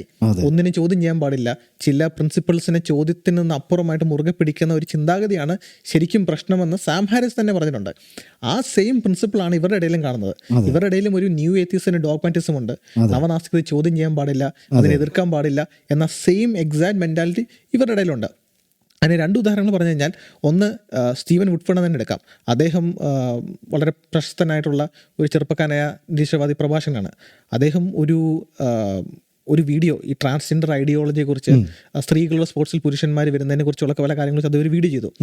ആ വീഡിയോ ചെയ്തതിൻ്റെ പേരിൽ അദ്ദേഹത്തെ സൈലൻസ് ചെയ്ത് കളയാൻ, ക്യാൻസൽ ചെയ്ത് കളയാനുള്ള ശ്രമം നവനാസ്തികരുടെ പ്രമുഖരെ മാറ്റ് ഡിൽഹണ്ടി പോലുള്ളവരുടെ ഉള്ള സൈഡിൽ നിന്നുണ്ടായി. അത് ഒരു ഡിഫറിംഗ് ഒപ്പീനിയൻ എന്റർടൈൻ ചെയ്യാൻ അവർക്ക് സാധിക്കുന്നില്ല. അതാണ് ശരിക്കും അവിടെ സംഭവിക്കുന്നത്. അതിൽ വേറെ ഇൻട്രസ്റ്റിംഗ് ആയിട്ട് ഞാൻ പഠിച്ചത്, അദ്ദേഹത്തിന്റെ പേര് ജെറി ഫോർഡർ എന്ന് തോന്നുന്നു. അദ്ദേഹം ഒരു ഫിലോസഫറാണ്. ഫോർഡറും മാസിമോ എന്ന് പറയുന്ന ഒരു കോഗ്നിറ്റീവ് സയന്റിസ്റ്റ്. ഇവർ രണ്ടുപേരും ചേർന്ന് വാട്ട് ഡാർവിൻ ഗോട്ട് റോങ്, ഡാർവിന് തെറ്റായി മനസ്സിലാക്കിയ കാര്യം എന്താണെന്ന് പറഞ്ഞ ഒരു പുസ്തകം എഴുതി. അപ്പോൾ ഇവർ രണ്ടുപേരും കറതീർന്ന നിരീശ്വരവാദികളാണ്. എവല്യൂഷൻ സത്യമാണെന്ന് ഉറച്ചു വിശ്വസിക്കുന്നവരാണ്. പക്ഷേ ഈ നാച്ചുറൽ സെലക്ഷൻ എന്നീ എവല്യൂഷന്റെ ഭാഗമായിട്ട് കാണുന്ന പ്രിൻസിപ്പിളിന് എല്ലാം എക്സ്പ്ലെയിൻ ചെയ്യാനുള്ള ശേഷിയില്ല എന്നൊരു അഭിപ്രായ വ്യത്യാസമുണ്ട്. അതിന്റെ പേരിൽ ഇവർ പുസ്തകം എഴുതി. ഈ പുസ്തകം എഴുതി കഴിഞ്ഞപ്പോൾ ഇവരെ സൃഷ്ടിവാദം പറയുന്നവരാണ്, നിങ്ങൾ മതത്തെ തിരിച്ചു കൊണ്ടുവരാൻ നോക്കുന്നു എന്നൊക്കെ പറഞ്ഞ് ഇവരെ ഇവരുടെ ശബ്ദം തന്നെ കംപ്ലീറ്റ്ലി സൈലൻസ് ചെയ്ത് കളയുവാൻ ശ്രമിച്ചു. പക്ഷെ ആരാണിത്? നിരീശ്വരവാദികൾ, എവല്യൂഷനെ പൂർണ്ണമായിട്ട് സ്വീകരിക്കുന്നവർ. പക്ഷെ ഒരു ഇടത്ത് അവരുടെ അഭിപ്രായം കോമൺ ശബ്ദത്തിനെതിരെ പറഞ്ഞപ്പോൾ അവരെ കംപ്ലീറ്റ്ലി സൈലൻസ് ചെയ്യാൻ നോക്കി. എവിടെയാണ് ശാസ്ത്രീയ ത്വര? നമ്മൾ പല വീഡിയോ ഇവർ പറഞ്ഞുണ്ട് ശാസ്ത്രീയ ത്വര ഉണ്ടെന്ന് പറയുന്നത്. എവിടെയാണിത്? ആ സെയിം ഇവര് മതങ്ങളെ നോക്കി മതങ്ങൾക്ക് പറ്റുന്ന വീഴ്ച, ട്രൈബൽ മെന്റാലിറ്റി, ഡോഗ്മാറ്റിസം എന്നൊക്കെ പറയുന്നത് തന്നെയാണ് ഇവരുടെ ഇടയിലും തീർച്ചയായിട്ടും കണ്ടുകൊണ്ടിരിക്കുന്നത്. ശാസ്ത്രീയ ത്വരയെ കുറിച്ച് പറഞ്ഞപ്പോൾ നമുക്ക് നിശ്ചയമായിട്ട് അടുത്തൊരു പ്രധാനപ്പെട്ട വിഷയം അത് തന്നെയാണ്. ഈ നവനാസ്തികരിൽ കാണുന്ന ഒരു പ്രധാനപ്പെട്ട ട്രെൻഡ് എന്ന് പറയുന്നത് ഈ സയന്റിസം എന്ന് പറഞ്ഞാൽ ശാസ്ത്രമാണ് ജ്ഞാനസമ്പാദനത്തിനുള്ള ആത്യന്തികമായ ഏക മാർഗം എന്ന് പറയുന്ന ഒരു ചിന്താഗതി. അതിൻ്റെ അടിസ്ഥാനത്തിൽ അവരുടെ വീക്ഷണങ്ങൾ രൂപീകരിക്കുക. എനിക്ക് തോന്നുന്നു ഇപ്പോൾ ക്രിസ്തീയ വിശ്വാസത്തിന് ത്രിയേക വിശ്വാസം ഏറ്റവും അടിസ്ഥാനപരമായുള്ള വിശ്വാസമാണ്. അവരെ സംബന്ധിച്ചിടത്തോളം എവല്യൂഷൻ അവരുടെ ഒരു പ്രൈം ഡോക്ട്രിനായിട്ട് മാറിയിരിക്കുകയാണ്. ഈ ആദ്യകാലങ്ങളിൽ നടന്ന കോൺഫറൻസിനകത്ത് ഒരു ഓഡിയോ ക്ലിപ്പിനകത്ത് ഒരു പ്രഭാഷണം എന്ന് പറയുന്നുണ്ട്, എവല്യൂഷൻ ഈസ് എ ഫാക്ട് എന്ന് അദ്ദേഹം പറയുമ്പം ജനങ്ങൾ ആവേശത്തോടെ അതിന് പ്രതികരിക്കുകയാണ്. ഞാൻ എസെൻസ് ഗ്ലോബൽ നടത്തിയ 2022 നടത്തിയ ലിറ്റ്മസ് കോൺഫറൻസ് ഞങ്ങൾ സുഹൃത്തുക്കളൊന്ന് ഇതെന്താ സംഭവം എന്ന് കാണാൻ, കഥ എന്താണെന്ന് കാണാൻ വേണ്ടി ഞങ്ങൾ പോയി. അവിടെ ചെന്ന് കഴിഞ്ഞപ്പം ഒരു ചെറുപ്പക്കാരൻ, അദ്ദേഹം ജർമ്മനിയിൽ പഠിക്കുകയാണ്. അപ്പം അദ്ദേഹം തൻ്റെ വിഷയാവതരണം ചെയ്ത് അവസാനം പറഞ്ഞു, എല്ലാവരും എന്നോട് ചോദിക്കും എന്തുകൊണ്ട് നീ എവല്യൂഷൻ പഠിക്കുന്നതെന്ന്. ഇതുകൊണ്ടാണ് ഞാൻ പഠിക്കുന്നത്. താൻ മുമ്പ് പറഞ്ഞ കാര്യങ്ങളൊക്കെ ഈ ജനറ്റിക് സയൻസ് ഇതിന്റെ ഫീൽഡിൽ നിന്നൊക്കെ വരുന്നതാണ്. അപ്പം താൻ ഇതുകൊണ്ടാണ് എവല്യൂഷൻ പഠിക്കുന്നതെന്ന് മാത്രമേ പറഞ്ഞുള്ളൂ. അപ്പോഴത്തേക്ക് അവിടുത്തെ ജനങ്ങൾ വളരെ പാഷനേറ്റ് ആയിട്ട് കൈയടിച്ച് അതിനെ സ്വീകരിച്ചു. ഇത് തന്നെയാണ് ഇവരെ നമ്മൾ നോക്കി പറഞ്ഞ മതങ്ങളിൽ ഇങ്ങനെ ഉണ്ടെന്ന് പറയുമ്പോഴും ഇവരുടെ ഇടയിൽ ആ സെയിം എവല്യൂഷനെ വർഷിപ്പ് ചെയ്യുക, സയൻസിനെ വർഷിപ്പ് ചെയ്യുക, ആ സെയിം മെന്റാലിറ്റിയാണ് ഇവരുടെ ഇടയിൽ തന്നെ നമ്മൾ നിശ്ചയമായിട്ട് കണ്ടുകൊണ്ടിരിക്കുന്നത്. പിന്നെ ഈ അൾട്ടിമേറ്റ് ഒരു ഡോക്ടറിനായിട്ട് എവല്യൂഷൻ വെക്കുന്നു. ശാസ്ത്രത്തിലൂടെ മാത്രമേ നമുക്ക് എന്താ പറയുക അറിവ് സമ്പാദിക്കാൻ സാധിക്കുകയുള്ളൂ. എന്ന് പറഞ്ഞാൽ ഒരു അറിവ് സമ്പാദിക്കണമെന്നുണ്ടെങ്കിലുള്ള ഒരു ഏകമാർഗം ശാസ്ത്രമാണ്. ഇതിനോട് ബന്ധപ്പെട്ട ഒരു ട്രെൻഡ് തന്നെയാണെന്ന് എനിക്ക് തോന്നുന്നു. ഈ തത്വചിന്താപരമായിട്ടുള്ള കാര്യങ്ങൾക്ക്, ഫിലോസഫിക്കലായിട്ടുള്ള കാര്യങ്ങൾക്ക് വളരെ അതിന് വില കുറച്ച് കാണുന്നു. എന്ന് പറഞ്ഞാൽ എനിക്ക് തോന്നുന്നു ഫിലോസഫിയുടെ തത്വചിന്തയുടെ കാലം കഴിഞ്ഞു, ഇനി എല്ലാം ശാസ്ത്രത്തിലൂടെ മാത്രമാണെന്ന് പറയുന്ന അതൊരു വളരെ ഇവരുടെ പ്രധാനപ്പെട്ട ഒരു സവിശേഷതയാണ്. എനിക്ക് തോന്നുന്നു നിരീശ്വരവാദികളായ തത്വചിന്തകന്മാർ തന്നെ ഇതിനെതിരെ വളരെ കൃത്യമായ നിലയിൽ പ്രതികരിച്ചിട്ടുണ്ട്. കാരണം ഈ ഒരു ഇവർക്ക് ജ്ഞാനസമ്പാദനം എങ്ങനെ ചെയ്യാൻ പറ്റും എന്നുള്ള ഇവരുടെ വീക്ഷണം വളരെ പരിമിതപ്പെട്ടാണ്. ശാസ്ത്രം കൊണ്ട്, നമ്മുടെ എക്സ്പീരിയൻസ് കൊണ്ട് തൊടുന്ന കാര്യങ്ങൾ മാത്രമേ, കാണുന്ന കാര്യങ്ങൾ മാത്രമേ അറിയാൻ പറ്റത്തുള്ളൂ, അതിലൂടെ മാത്രമേ ജ്ഞാനം നേടാൻ പറ്റത്തുള്ളൂ എന്ന വീക്ഷണം വളരെ ചുരുങ്ങി പരിമിതപ്പെട്ടു പോയതുകൊണ്ടാണ് തന്നെയാണ് റിച്ചർഡ് ഡോക്കിൻസിന്റെ പുസ്തകത്തിൽ തന്നെ നിരീശ്വരവാദിയായിട്ടുള്ള തത്വചിന്തകർ തന്നെ അപലപിച്ച് പറഞ്ഞത്. കാരണം ഇദ്ദേഹം തത്വചിന്ത മനസ്സിലാക്കുന്നില്ല, തത്വചിന്ത വാദങ്ങൾ മനസ്സിലാക്കുന്നില്ല. ഈ ഒരു സയന്റിസത്തിലൂടെ മാത്രമേ, സയൻസിലൂടെ മാത്രമേ ജ്ഞാനം സമ്പാദിക്കാൻ പറ്റത്തുള്ളൂ എന്ന വീക്ഷണം ലാക്കിംഗ് ആണ്, അത് പരിമിതപ്പെട്ടാണ്. അതുകൊണ്ട് തന്നെ നിരീശ്വരവാദി തത്വചിന്തകർ തന്നെ ഇവർക്കെതിരെ പറയുന്നുണ്ട്. അത് മാത്രമല്ല, കഴിഞ്ഞ കാലങ്ങളിൽ മൺമറഞ്ഞു പോയ ലോജിക്കൽ പോസിറ്റിവിസം എന്ന ചിന്തയെ അത് മുന്നോട്ട് വെച്ച എന്തോന്ന് എ.ജെ. അയ്യർ തന്നെ പറഞ്ഞു, ഞാൻ കഴിഞ്ഞ 50 വർഷമായിട്ട് ഈ ആശയം ഞങ്ങൾ മുന്നോട്ട് വെച്ചു, വിയന്ന സർക്കിളൊക്കെ മുന്നോട്ട് വെച്ചു, ഞങ്ങൾ അതിന്റെ എഫക്റ്റ് തിരിച്ച് മടക്കിയെടുക്കുവാൻ വേണ്ടി, അതിനെ തുടച്ചു നീക്കുവാൻ വേണ്ടി ഞങ്ങൾ തന്നെ പ്രയത്നിക്കുകയാണ് എന്ന് പറഞ്ഞ സന്ദർഭത്തിലാണ് ഇവർ തന്നെ ആ മൺമറഞ്ഞ ആശയത്തെ വീണ്ടും പുറത്തു കൊണ്ടുവരുന്നത്. എന്താണ് ലോജിക്കൽ പോസിറ്റിവിസം ചെറുതായിട്ടൊന്ന് പറഞ്ഞാൽ ഈ സയന്റിസ്റ്റിനോട് ചേർന്ന് തന്നെ നമുക്ക് എക്സ്പീരിയൻസ് ചെയ്യാൻ പറ്റുന്ന, തൊട്ടറിഞ്ഞ പറ്റുന്ന, ടാൻജിബിൾ ആയിട്ട് നമുക്ക് അറിയാൻ പറ്റുന്ന കാര്യങ്ങൾ മാത്രമേ മനസ്സിലാക്കാൻ പറ്റത്തുള്ളൂ. അല്ലാതെ യുക്തി കൊണ്ട് മനസ്സിലാക്കാനൊക്കെ പരിമിതപ്പെട്ടതാണ്. സയൻസ് എപ്പോഴും ചെയ്യുന്നത് ടാൻജിബിൾ ആയിട്ടുള്ള കാര്യങ്ങളാണ്, തൊടുന്നു, ടെസ്റ്റ് ചെയ്യുന്നില്ല. അങ്ങനെയുള്ള കാര്യങ്ങൾ മാത്രമേ, എക്സ്പീരിയൻസ് വഴി മാത്രമേ സത്യം അറിയാൻ പറ്റത്തുള്ളൂ. ചുരുക്കി പറഞ്ഞാൽ അതാണ് ലോജിക്കൽ പോസിറ്റിവിസം. അത് മൺമറഞ്ഞു പോയി, പക്ഷെ അതിനെ പിന്നെ ഇവർ വീണ്ടും റിവൈവ് ചെയ്തുകൊണ്ട് കൊണ്ടുവരുന്ന ഒരു കാര്യമാണ് നമ്മൾ കാണുന്നത്. ഇവിടെ നമ്മളിപ്പോൾ ചിന്തിച്ച കാര്യങ്ങളിൽ ഇനി അടുത്തായിട്ട് നമുക്ക് പറയേണ്ട പ്രധാനപ്പെട്ട ഒരു കാര്യം എന്ന് പറയുന്നത് ഇതിൻ്റെ ഈ നവനാസ്തികതയുടെ ഒരു തുടക്കം എന്ന് പറയുന്നത് നമുക്കറിയാം സെപ്റ്റംബർ 11 ആക്രമണത്തെ തുടർന്നാണ് ലോകമെമ്പാടും ഈ നവനാസ്തികതയ്ക്ക് ഒരു വലിയ അല്ലെങ്കിൽ അതിൻ്റെ ഒരു തുടക്കത്തിനുള്ളൊരു ബേസിക് ഇവൻ്റ് അതാണെന്ന് നമുക്ക് വേണമെങ്കിൽ പറയാം. അവിടെ നിന്നാണ് അതിനുള്ളൊരു പ്രതികരണം എന്നുള്ള നിലയിലാണ് പല ഗ്രന്ഥങ്ങളും തന്നെ രചിക്കാനായിട്ട് ഇടയായി തീർന്നതെന്നുള്ളത് അവരുടെ തന്നെ സാക്ഷ്യങ്ങളിലൊക്കെ നമുക്ക് കാണാൻ സാധിക്കും. പക്ഷേ ഇവിടെ സംഭവിക്കുന്നത്, ഞാൻ ചിന്തിക്കുന്നത്, ഈ എല്ലാ വിശ്വാസധാരകളെയും ഒരേ തരത്തിലുള്ള ഒരു കളറിൽ പെയിൻറ്റ് ചെയ്യാൻ വലിയൊരു ശ്രമം നടക്കുന്നതായിട്ട് നമ്മൾ കാണുന്നുണ്ട്. എന്ന് പറഞ്ഞു കഴിഞ്ഞാൽ ചില മതവിശ്വാസത്തിൻ്റെ ചില എക്സ്പ്രഷൻസ്, അതിൻ്റെ ചില വിഭാഗങ്ങൾ, അല്ലെങ്കിൽ അതിൻ്റെ ചില വീക്ഷണഗതികൾ, അതിൻ്റെ ചില പ്രത്യേക തരത്തിലുള്ള എന്താ പറയുക സമീപനങ്ങൾ, ചിലതിൽ അപകടമുണ്ടോ എന്ന് ചോദിച്ചു കഴിഞ്ഞാൽ യെസ്, അപകടകരമായത് മതത്തിലുമുണ്ട് എന്ന് നമുക്ക് വിശ്വാസികൾ എന്നുള്ളതിൽ തന്നെ നമുക്ക് സമ്മതിക്കാൻ സാധിക്കും. കഴിഞ്ഞ കാലങ്ങളിൽ അതിൻ്റെ പരിണിത ഫലം കണ്ടിട്ടുണ്ട്. പക്ഷേ ഇതിനെ എല്ലാത്തിനെയും ഒരേ രീതിയിൽ, ഒരേ നൂലിൽ കോർക്കാൻ അവർ ശ്രമിക്കുന്നത് സത്യത്തിൽ അവരുടെ ആ ഒരു നമ്മൾ നേരത്തെ പറഞ്ഞ ആ അക്കാദമിക് നിലവാരമില്ലായ്മയുടെ തന്നെ ഒരു സവിശേഷതയാണ്. അപ്പോൾ അതിൻ്റെ ഒരു ഭാഗമായിട്ട് നമ്മൾ കണ്ടത് ഇവർ പലരും തന്നെ പഴയ നിയമത്തിലെ ദൈവത്തിൻ്റെ സ്വഭാവം, പഴയ നിയമത്തിലെ ദൈവം ക്രൂരനാണ്, വളരെ നികൃഷ്ടനാണ്, ഈ ഒരു ശൈലിയിലുള്ള എന്താ പറയുക വാദങ്ങൾ, പഴയ നിയമത്തെ അടിസ്ഥാനപ്പെടുത്തിയുള്ള വാദങ്ങൾ ക്രിസ്ത്യാനിത്വത്തിനെതിരെ കൊണ്ടുവന്നു. യഥാർത്ഥത്തിൽ പുതിയ നിയമത്തെ സംബന്ധിച്ചിട്ടുള്ള ക്രിസ്തീയ വീക്ഷണങ്ങളോ ഈ പറയുന്ന പഴയ നിയമത്തിലെ ദൈവം ചെയ്തു എന്ന് പറയുന്ന അവരുടെ വീക്ഷണത്തിൽ എങ്ങനെയാണ് അവർക്ക് ഈ ധാർമ്മികമായ ന്യായവിധി നടത്താൻ സാധിക്കുന്നു എന്നുള്ളത് വേറൊരു ചോദ്യമാണ്. കാരണം അതിനുള്ള അടിസ്ഥാനം അവർക്കില്ല. പക്ഷേ എന്നിട്ട് അവർ ചെയ്തു. എന്നാൽ അതിനെതിരെ വന്ന പ്രതികരണങ്ങളെപ്പോലും അവർ വേണ്ട രീതിയിൽ പരിഗണിക്കുകയോ അതിനോട് ഒരു അക്കാദമിക്കായിട്ട് പ്രതികരിക്കുകയോ ചെയ്തില്ല. അപ്പം എല്ലാ മതങ്ങളെയും ഒരേ രീതിയിൽ, ഒരേ നൂലിൽ കോർക്കാനുള്ള അവരുടെ ഈ പരിശ്രമവും യഥാർത്ഥത്തിൽ ഈ ഒരു നവനാസ്തികതയുടെ ഒരു സവിശേഷതയാണെന്ന് നമുക്ക് പറയേണ്ടി വരും. തീർച്ചയായിട്ടും. കാരണം അലിസ്റ്റർ മെക്രാത്ത്, അദ്ദേഹം ഓക്സ്ഫോർഡ് യൂണിവേഴ്സിറ്റിയിലുള്ളതാണ്. അദ്ദേഹം പറഞ്ഞത് 9/11 നടന്നതിന് ശേഷം എല്ലാവരും അവരുടെ ദേഷ്യം തിരിച്ചത് ഇസ്ലാമിക് റിലീജിയസ് ഫാനാറ്റിസിസം എന്ന് പറഞ്ഞതിലേക്കായിരുന്നു. അതിന് പിന്നെ ദേഷ്യം മാറിയത് റിലീജിയസ് ഫാനാറ്റിസിസം, മതപരമായിട്ടുള്ള വിഭ്രാന്തി എന്ന് പറഞ്ഞു. പിന്നീട് മതം എന്ന് പറഞ്ഞത് തന്നെ അതിനെ തുടച്ചു നീക്കണം എന്ന രീതിയിലേക്ക് അതങ്ങ് ഒരു രീതി ചുരുങ്ങുകയും എന്നാൽ ഒരേ രീതി തന്നെ അത് വികസിക്കുകയും ചെയ്യുന്ന ഒരു കാഴ്ചപ്പാടായിരുന്നു. ഈ പഴയ നിയമത്തിന്റെ കാര്യം പറഞ്ഞപ്പോൾ പഴയ നിയമത്തിലുള്ള കാര്യങ്ങൾ ഇവര് എതിർത്ത് പറയുമ്പോഴും അവർ ക്രിസ്തുവിനെ തൊടാൻ സാധിക്കുന്നില്ല. കാരണം ബാർട്ടേമൻ തന്നെ പറഞ്ഞുണ്ട്, റിച്ചർഡ് ഡോക്കിൻസ് തന്നെ പറഞ്ഞുണ്ട്, അവർക്ക് ക്രിസ്തുവിനെ നോക്കുമ്പം കുഴപ്പമില്ല, അദ്ദേഹത്തെ ഞങ്ങൾക്ക് അധികമായിട്ടൊന്നും പറയാനുള്ള ഒന്നും കാണുന്നില്ല എന്ന് പറഞ്ഞ് ക്രിസ്തുവിനെ അവർ ഒരു സൈഡിൽ മാറ്റി നിർത്തിയിട്ട് പഴയ നിയമത്തിലേക്ക് മാത്രമാണ് അവരുടെ വിമർശനങ്ങൾ ഒതുക്കുന്നത്. അപ്പൊ ക്രിസ്തുവിന്റെ സവിശേഷതയും ക്രിസ്തുവിന്റെ മഹനീയതയും ഒരർത്ഥം ഇൻഡയറക്റ്റ്ലി നമ്മളോട് കാണാൻ സാധിക്കുന്നുണ്ട്. അത് മാത്രമല്ല, ഇപ്പൊ പറഞ്ഞ പോലെ ഈ ഓൾഡ് ടെസ്റ്റ്മെന്റ് ഇവർ മുന്നോട്ടേക്കുന്ന പല കാര്യങ്ങൾക്കും മറുപടി നൽകിക്കൊണ്ട് പോൾ കോപ്പനെ പോലുള്ളവർ, is God A moral monster എന്ന പുസ്തകം, മാറ്റ് ഫ്ലാനഗന്റെ പോലുള്ള വർക്കുകളൊന്നും ഇവർ ശ്രദ്ധ തിരിക്കുന്നേ ഇല്ല. അത് അവർ ഒരിക്കൽ വായിച്ചു അവരുടെ മനസ്സിലൊരു ഐഡിയ വന്നു, പിന്നെ അത് തന്നെ പിന്നീട് ഇങ്ങനെ റീസൈക്കിൾ ചെയ്തുകൊണ്ട് പൊയ്ക്കൊണ്ടിരിക്കുന്നു. കാരണം അത് അവർക്ക് ആവശ്യമാണ്. കാരണം അവരുടെ സമീപനം എന്ന് പറയുന്നത് എല്ലാ മതങ്ങളെയും ഒരേ രീതിയിൽ പ്രശ്നക്കാരാണ് എന്ന് ചിത്രീകരിക്കേണ്ടത് അവരുടെ ഒരു ആവശ്യമാണ്. സ്വാഭാവികമായിട്ടും അവരുടെ ഈ വാദങ്ങൾക്കെതിരെ വരുന്ന എന്താ പറയുക വിശദമായ പഠനങ്ങളെ പരിഗണിക്കുകയോ വേണ്ടെന്നുള്ള മറുപടി പറയുകയോ ചെയ്യാൻ അവർ താല്പര്യം കാണിക്കുന്നില്ല.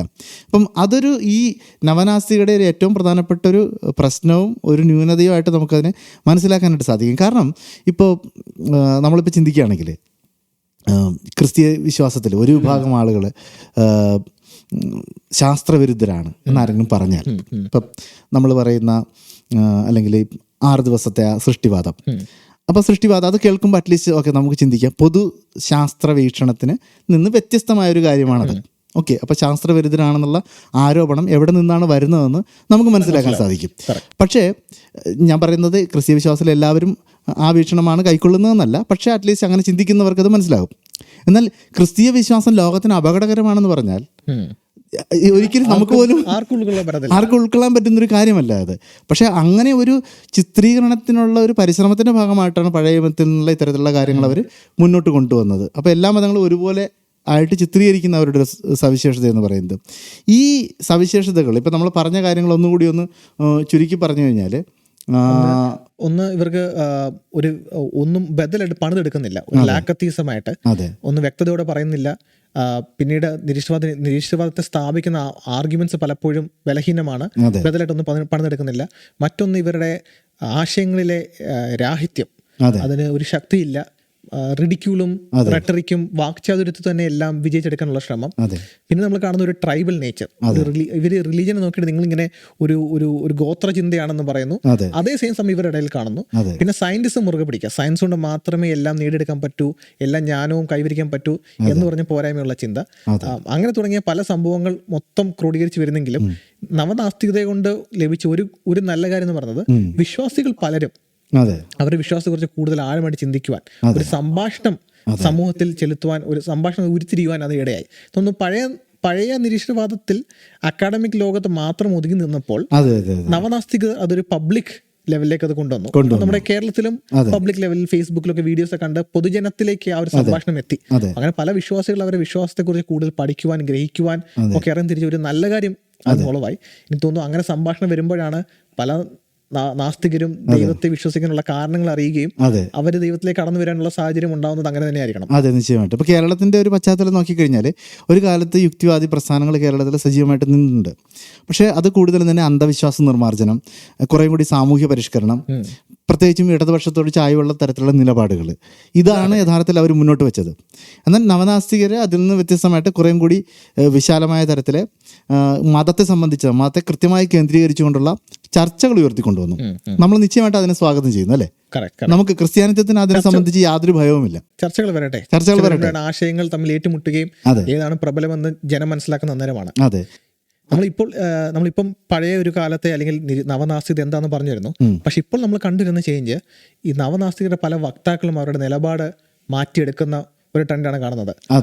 ഒരു ഉദാഹരണം പറഞ്ഞു കഴിഞ്ഞാൽ കോളിൻ റൈറ്റ് എന്നൊരു എവല്യൂഷണറി ബയോളജിസ്റ്റ്, അദ്ദേഹം പറയുന്നത് ഈ എലവേറ്റർ ഗേറ്റ് എന്നൊരു സ്കാൻഡൽ ഉണ്ടായതിന്റെ തുടക്കത്തോടെയാണ് നവനാസ്തികയുടെ അന്ത്യം കുറിക്കുന്നത്. എന്താണ് എലവേറ്റർ ഗേറ്റ് എന്ന് ചെറുതായിട്ട് പറഞ്ഞു? 2011 തോന്നുന്നു റെബേക്ക വാട്സൺ എന്ന് പറഞ്ഞൊരു നവനാസ്തികത ഒരു വക്താവ്, അവരൊരു അയർലൻഡിലൊരു പ്രോഗ്രാം കഴിഞ്ഞ് ഒരു വെളുപ്പിനെ 3 മണി 4 മണി സമയത്ത് ലിഫ്റ്റിൽ കയറി, എലിവേറ്ററിൽ കയറി റൂമിലേക്ക് പോകുന്ന സമയത്ത് അവിടെ ഉണ്ടായിരുന്ന ഒരു പുരുഷൻ എലിവേറ്റർ കയറിയിട്ട് പറഞ്ഞു, എനിക്ക് നിങ്ങളുടെ സംഭാഷണം ഇഷ്ടപ്പെട്ടു, നിങ്ങൾ എൻ്റെ ഹോട്ടൽ റൂമിൽ വരുന്നു, നമുക്ക് ചായ കുടിച്ച് സംഭാഷണത്തിൽ ഏർപ്പെടാമെന്ന് പറഞ്ഞു. അപ്പോൾ അവരെ വളരെ അസ്വസ്ഥരാക്കി. അപ്പോൾ അവർ പിന്നീട് ഒരു വീഡിയോ ആക്കി ഇങ്ങനെ പറഞ്ഞു, ഇങ്ങനെ സംഭവം ഉണ്ടായെന്ന് പറഞ്ഞപ്പോൾ ഡോക്കിൻസിനെ പോലുള്ളവർ അവരെ കളിയാക്കിക്കൊണ്ട് പരിഹസിച്ചുകൊണ്ട് ഇതാണ് നിനക്ക് പറ്റിയ സംഭവം എന്ന് പറഞ്ഞ് മാറുകയും മറ്റു ചിലർ ഈ പറഞ്ഞ സ്ത്രീ അനുകൂലിച്ച് വരികയുണ്ടായി. അങ്ങനെ നവനാസ്തികരുടെ ഇടയിൽ ഒരു സ്പ്ലിറ്റ് ഉണ്ടായി, ആശയപരമായിട്ട് സ്പ്ലിറ്റ് ഉണ്ടായി. അപ്പൊ ഏത്തീസവും ഫെമിനിസവും ഏറ്റെടുക്കുന്നവർ, ഏത്തീസവും റേസിസവും ഹാൻഡിൽ ചെയ്യുന്നവർ, ഏത്തീസവും ട്രാൻസ്ജെൻഡർ ഇഷ്യൂസിൽ ഇടപെടുന്നവർ എന്ന് പറഞ്ഞ ഏത്തീസം പ്ലസ് എന്ന് പറഞ്ഞ മെന്റാലിറ്റി വന്ന് കോളിൻ റൈറ്റ് പറഞ്ഞത് ആ ഒരു സംഭവം എലവേറ്റർ ഗേറ്റിലുള്ള സ്കാൻഡലിലൂടെയാണ് നവനാസ്തികതയിൽ സ്പ്ലിറ്റ് ഉണ്ടാകുന്നത്. പിന്നെ എന്താ പറയുക, ഏത്തിയസ്റ്റ് അമേരിക്കൻ അസോസിയേഷൻ്റെ പ്രസിഡന്റ് ഒക്കെ ആയിരുന്ന David Silverman, Michael Shermer, Lawrence ക്രോസിനെതിരെയൊക്കെ പല സെക്ഷൽ സ്കാൻഡൽസും അലിഗേഷൻസും ഒക്കെ വന്ന് ഇവരിലൊരു ഒരു വിഭിന്നതയുണ്ടായി. കാരണം ആശയപരമായിട്ട് ഇവരെ ചേർത്ത് പിടിക്കുന്ന സംഭവം ദൈവമില്ല എന്നായിരുന്നു. അത് കഴിഞ്ഞാൽ പിന്നെ ഒന്നുമില്ല, പിന്നെ ഒന്നും ചേർത്ത് പിടിക്കുന്ന സംഭവമില്ല, ഇത് സ്ഥാപിച്ചു കഴിഞ്ഞാൽ പിന്നെ കൂടുതൽ പറയാനൊന്നുമില്ല എന്നായി കഴിഞ്ഞപ്പോൾ ആശയപരമായിട്ടൊരു വിഭജനമുണ്ടായി. ഇത് ഇവരുടെ ടീം സ്പ്ലിറ്റ് ഉണ്ടായി. അങ്ങനെ സ്പ്ലിറ്റ് ഉണ്ടായി പലപ്പോഴും പിന്നെ കടന്നു വന്നത് ഈ കൾച്ചർ ഇഷ്യൂസിൽ, സാമൂഹിക സാംസ്കാരിക വിഷയങ്ങളിൽ വരുമ്പം നാസ്തികരുടെ നിലപാട് എന്താണ്, ഏത് മൂല്യങ്ങൾ ചേർത്ത് പിടിക്കണം, ഏത് മൂല്യങ്ങൾ മാറി നിൽക്കണം എന്ന് പറഞ്ഞപ്പോൾ പലരും വ്യത്യാസം വരുവാൻ തുടങ്ങി. അതിന് വന്ന് നമ്മൾ അതിലേക്ക് ആഴത്തിലേക്ക് ഇറങ്ങി ചെല്ലും. പക്ഷെ ചില ഇൻട്രസ്റ്റിംഗ് സംഭവം പറഞ്ഞാൽ പീറ്റർ ബോഗോസ് എന്ന് പറഞ്ഞൊരു നിരീശ്വരവാദി എഴുത്തുകാരനുണ്ട്. അദ്ദേഹം how to create a manual to create atheist, നിരീശ്വരവാദികൾ എങ്ങനെ സൃഷ്ടിച്ചെടുക്കാം എന്നൊരു പുസ്തകം എഴുതിയാണ് അദ്ദേഹം ഒരു പബ്ലിക് ഫെയിമിലേക്ക് വരുന്നത്.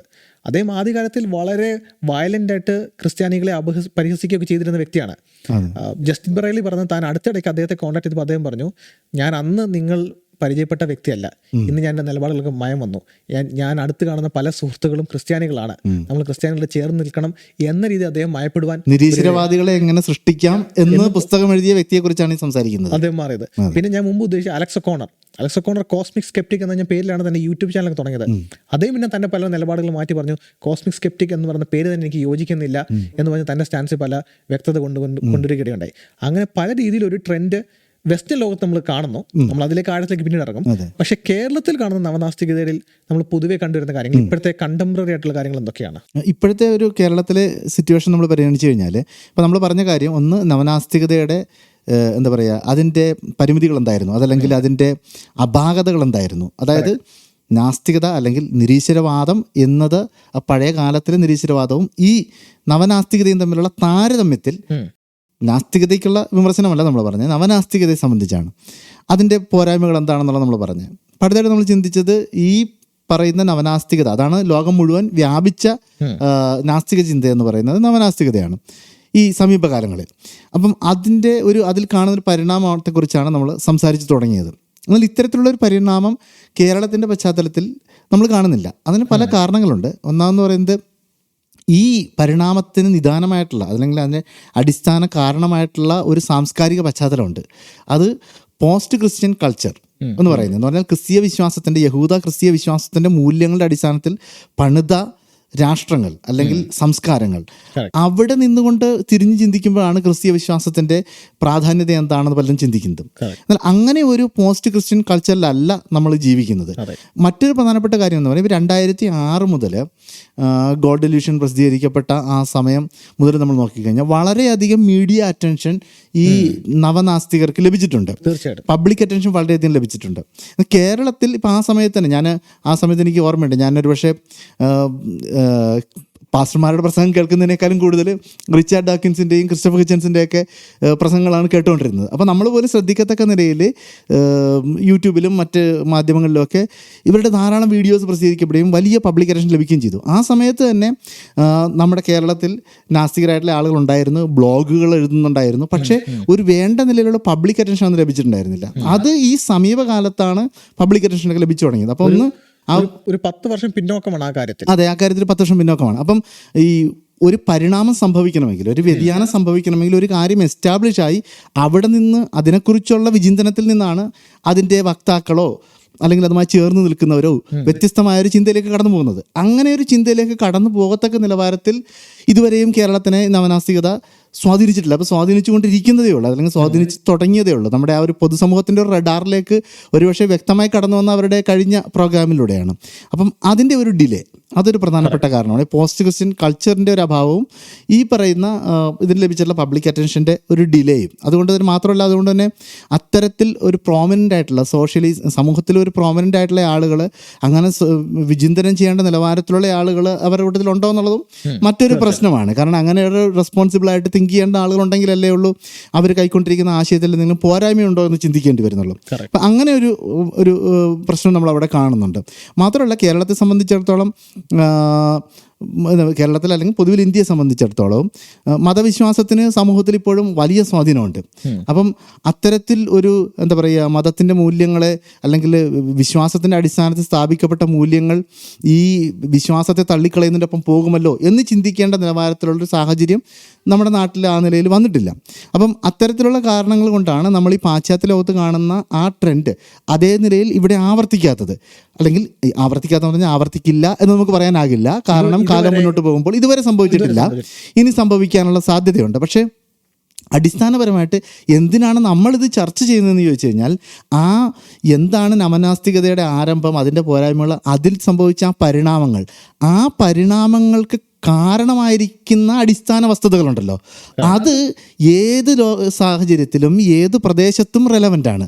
അതുകൊണ്ടാണ് ആ പരിണാമത്തെ സംബന്ധിച്ച് നമ്മൾ ചർച്ച ചെയ്യാനായിട്ട് ആഗ്രഹിക്കുന്നത്. അപ്പോൾ അതുമായി ബന്ധപ്പെട്ട 1-2 പേരുടെ കാര്യങ്ങൾ പറഞ്ഞു. വേറെ ആരെയൊക്കെയാണ് നമുക്ക് ഇതിൻ്റെ അകത്തേക്ക് പ്രധാനമായിട്ടും മുന്നോട്ട് കൊണ്ടുവരാനായിട്ട് സാധിക്കുന്നത്? നമുക്ക് എനിക്ക് തോന്നുന്നു ഇതിനകത്ത് എടുത്തു പറയേണ്ട 4 വ്യക്തികളുണ്ട്. അതിൽ 2 പേരെ നമുക്കൊന്ന് ഓവർവ്യൂ പറഞ്ഞു പോകാം. അതെ.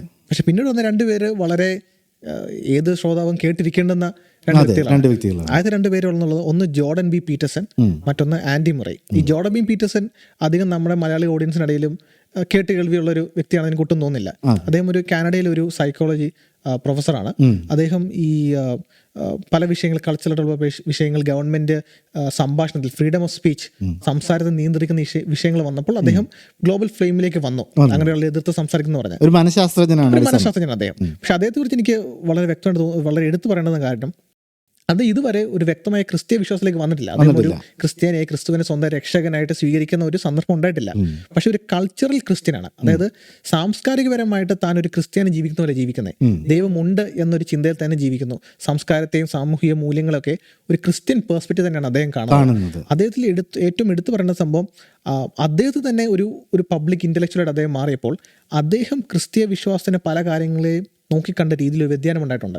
അദ്ദേഹം തുടക്കകാലങ്ങളിൽ തൃത്വത്തെ തനിക്ക് ഉൾക്കൊള്ളാൻ പറ്റാത്തൊരു കാര്യമായിട്ട് താൻ അദ്ദേഹം നോക്കിക്കണ്ടപ്പോൾ അടുത്തിടയ്ക്ക് മുഹമ്മദ് ഹിജാബ് എന്ന് പറയുന്ന ഒരു ഇസ്ലാം മത സംഭാഷണ ചർച്ചയിൽ അദ്ദേഹം പറഞ്ഞു, ഈ മുഹമ്മദ് ഹിജാബ് എടുത്തു ചോദിച്ചു, നിങ്ങൾ പണ്ട് പറഞ്ഞു നിങ്ങൾക്ക് തൃത്വം ഉൾക്കൊള്ളാൻ പറ്റുന്നില്ല എന്ന് പറഞ്ഞപ്പം അദ്ദേഹം പറഞ്ഞില്ല, എനിക്കത് ഉൾക്കൊള്ളുവാൻ ഇപ്പോൾ അത് സാധിക്കുന്നു എന്ന് പറഞ്ഞ് അദ്ദേഹം ആ ഒരു കോംപ്ലക്സ് ടോപ്പിക്കിലേക്ക് ഒരു അനുകൂലമായിട്ടുള്ള രീതിയിൽ തൻ്റെ നിലപാട് മാറുകയുണ്ടായി. അത് മാത്രമല്ല, അദ്ദേഹത്തെ പോലുള്ള ഒരാൾ ബൈബിൾ വായിക്കണമെന്ന് പൊതുജനത്തോട് പറയുമ്പോൾ അതെ അതെ അതെ പൊതുജനം ചിന്തിക്കുന്നത് എന്നോടൊരു പാസ്റ്റോ ഒരു അച്ഛനോ ബൈബിൾ വായിക്കാൻ പറഞ്ഞെങ്കിൽ മനസ്സിലാവും. പക്ഷെ ക്രിസ്ത്യാനി അല്ലാത്ത ഈ വ്യക്തി, സാമൂഹികമായ സ്വാധീനമുള്ളൊരു സ്വാമി വ്യക്തി, ഇദ്ദേഹം പറയുകയാണ് ഞാൻ ബൈബിൾ വായിക്കണം, ബൈബിൾ പറഞ്ഞ മൂല്യങ്ങളാണ് നമ്മളിന്ന് കാണുന്ന പാശ്ചാത്യ ലോകത്തിന് അടിത്തറട്ടെന്ന് പറയുമ്പോൾ എന്തുകൊണ്ട് ക്രിസ്ത്യാനി അല്ലാത്ത ഒരാൾ ഇത് പറയുന്നു എന്ന് പറഞ്ഞ അദ്ദേഹത്തിന്റെ ശബ്ദത്തിന് കാതോർക്കുന്ന ഒരു വലിയ കൂട്ടം ജനം നമ്മൾ കാണുന്നു. അദ്ദേഹം ആ രീതിയിൽ കൾച്ചറിലെ വോയിസിനെ ഷിഫ്റ്റ് ചെയ്ത ഒരു വളരെ പ്രസക്തമായിട്ടുള്ള ഒരു ശബ്ദമാണ്. താൻ ഇപ്പോഴും ക്രിസ്തീയ വിശ്വാസത്തിലോട് ചേർന്ന് നിൽക്കുന്നെങ്കിലും, ക്രിസ്തീയ വിശ്വാസത്തിൽ വന്നിട്ടില്ലെങ്കിലും ക്രിസ്തീയ വിശ്വാസത്തിന് വേണ്ടി വളരെ ശക്തമായിട്ട് വാദിക്കുന്ന ഒരു കൾച്ചറൽ ക്രിസ്ത്യനാണ്. പാശ്ചാത്യ ലോകത്ത് വളരെ സ്വാധീനമുള്ള ഒരു വ്യക്തിയാണ്. തീർച്ചയായിട്ടും. രണ്ടാമത്തെ പേര് ആൻഡി മുറേ. ആൻഡി മുറയെ കുറിച്ച് പെട്ടെന്ന് പറഞ്ഞു പോവുകയാണെങ്കിൽ, അദ്ദേഹം ഒരു സവർഗരീതി ജീവിത രീതിയിൽ ജീവിക്കുന്ന ഒരാളാണ്, ഒരു ഹോമോസെക്ഷൽ വ്യക്തിയാണ്. പക്ഷേ ഒരു ഹോമോസെക്ഷൽ വ്യക്തിയെ സംബന്ധിച്ച് നോക്കുമ്പോൾ ക്രിസ്തീയ വിശ്വാസം അദ്ദേഹത്തിന് അറിയാം. ക്രിസ്തീയ വിശ്വാസ പ്രകാരം ഒരു ഹോമോസെക്ഷൽ ലൈഫ് സ്റ്റൈൽ ബൈബിൾ അനുകൂലിക്കുന്നല്ല. ദൈവം അതിനെ ഒരു പാപമായിട്ട് തന്നെ കണക്കാക്കുന്ന ഒരു കാര്യമാണ്, ചേർത്ത് പിടിക്കുന്ന കാര്യമല്ല. പക്ഷേ എന്നിരുന്നിട്ടും അദ്ദേഹം ജോൺ ആൻഡർസൺ, ഓസ്ട്രേലിയയുടെ മുമ്പ് ഡെപ്യൂട്ടി പ്രൈം മിനിസ്റ്റർ ആയിരുന്ന അദ്ദേഹമായിട്ടുള്ള സംഭാഷണത്തിൽ പറഞ്ഞു, നമ്മൾ ക്രിസ്തീയ മൂല്യത്തെ ചേർത്ത് പിടിക്കണം, അതാണ് പാശ്ചാത്യ ലോകത്തിന് അടിത്തറ എന്ന് പറയുമ്പോൾ തൻ്റെ ജീവിത രീതിയെ അപലപിക്കുന്ന, തൻ്റെ ജീവിത രീതിയെ പാപമായിട്ട് കാണുന്ന ഒരു വാല്യൂ സിസ്റ്റത്തെ അദ്ദേഹം ചേർത്ത് പിടിക്കുകയാണ്. അപ്പോൾ എന്തോ മഹത്തായ ഒരു കാര്യം ഇതിലുണ്ട്. അതുകൊണ്ടാണ് തന്നെ പാപമായിട്ട്, തൻ്റെ ജീവിത രീതിയെ പാപമായിട്ട് കണ്ടിട്ടും അതിനെ അദ്ദേഹം ചേർത്ത് പിടിക്കാൻ ശ്രമിക്കുന്നത്. അപ്പോൾ ഇതൊക്കെ നമ്മൾ ശ്രദ്ധ കൊടുക്കേണ്ട, കാതോർക്കേണ്ട ചില കാര്യങ്ങളാണ്. നിരീശ്വരവാദികളായിട്ട് ക്രിസ്തീയ വിശ്വാസത്തിന് ഭിന്നമായിട്ട് നിന്ന് സംസാരിച്ചവർ ഇന്ന് അവരുടെ നിലപാടുകൾ മാറി ക്രിസ്തീയ വിശ്വാസത്തിന് വളരെ അനുകൂലമായിട്ട്, ഞാൻ മുമ്പ് പറഞ്ഞ പീറ്റർ ബെഗോസിനെ പോലുള്ളവരൊക്കെ അതിന് ഉദാഹരണങ്ങളാണ്.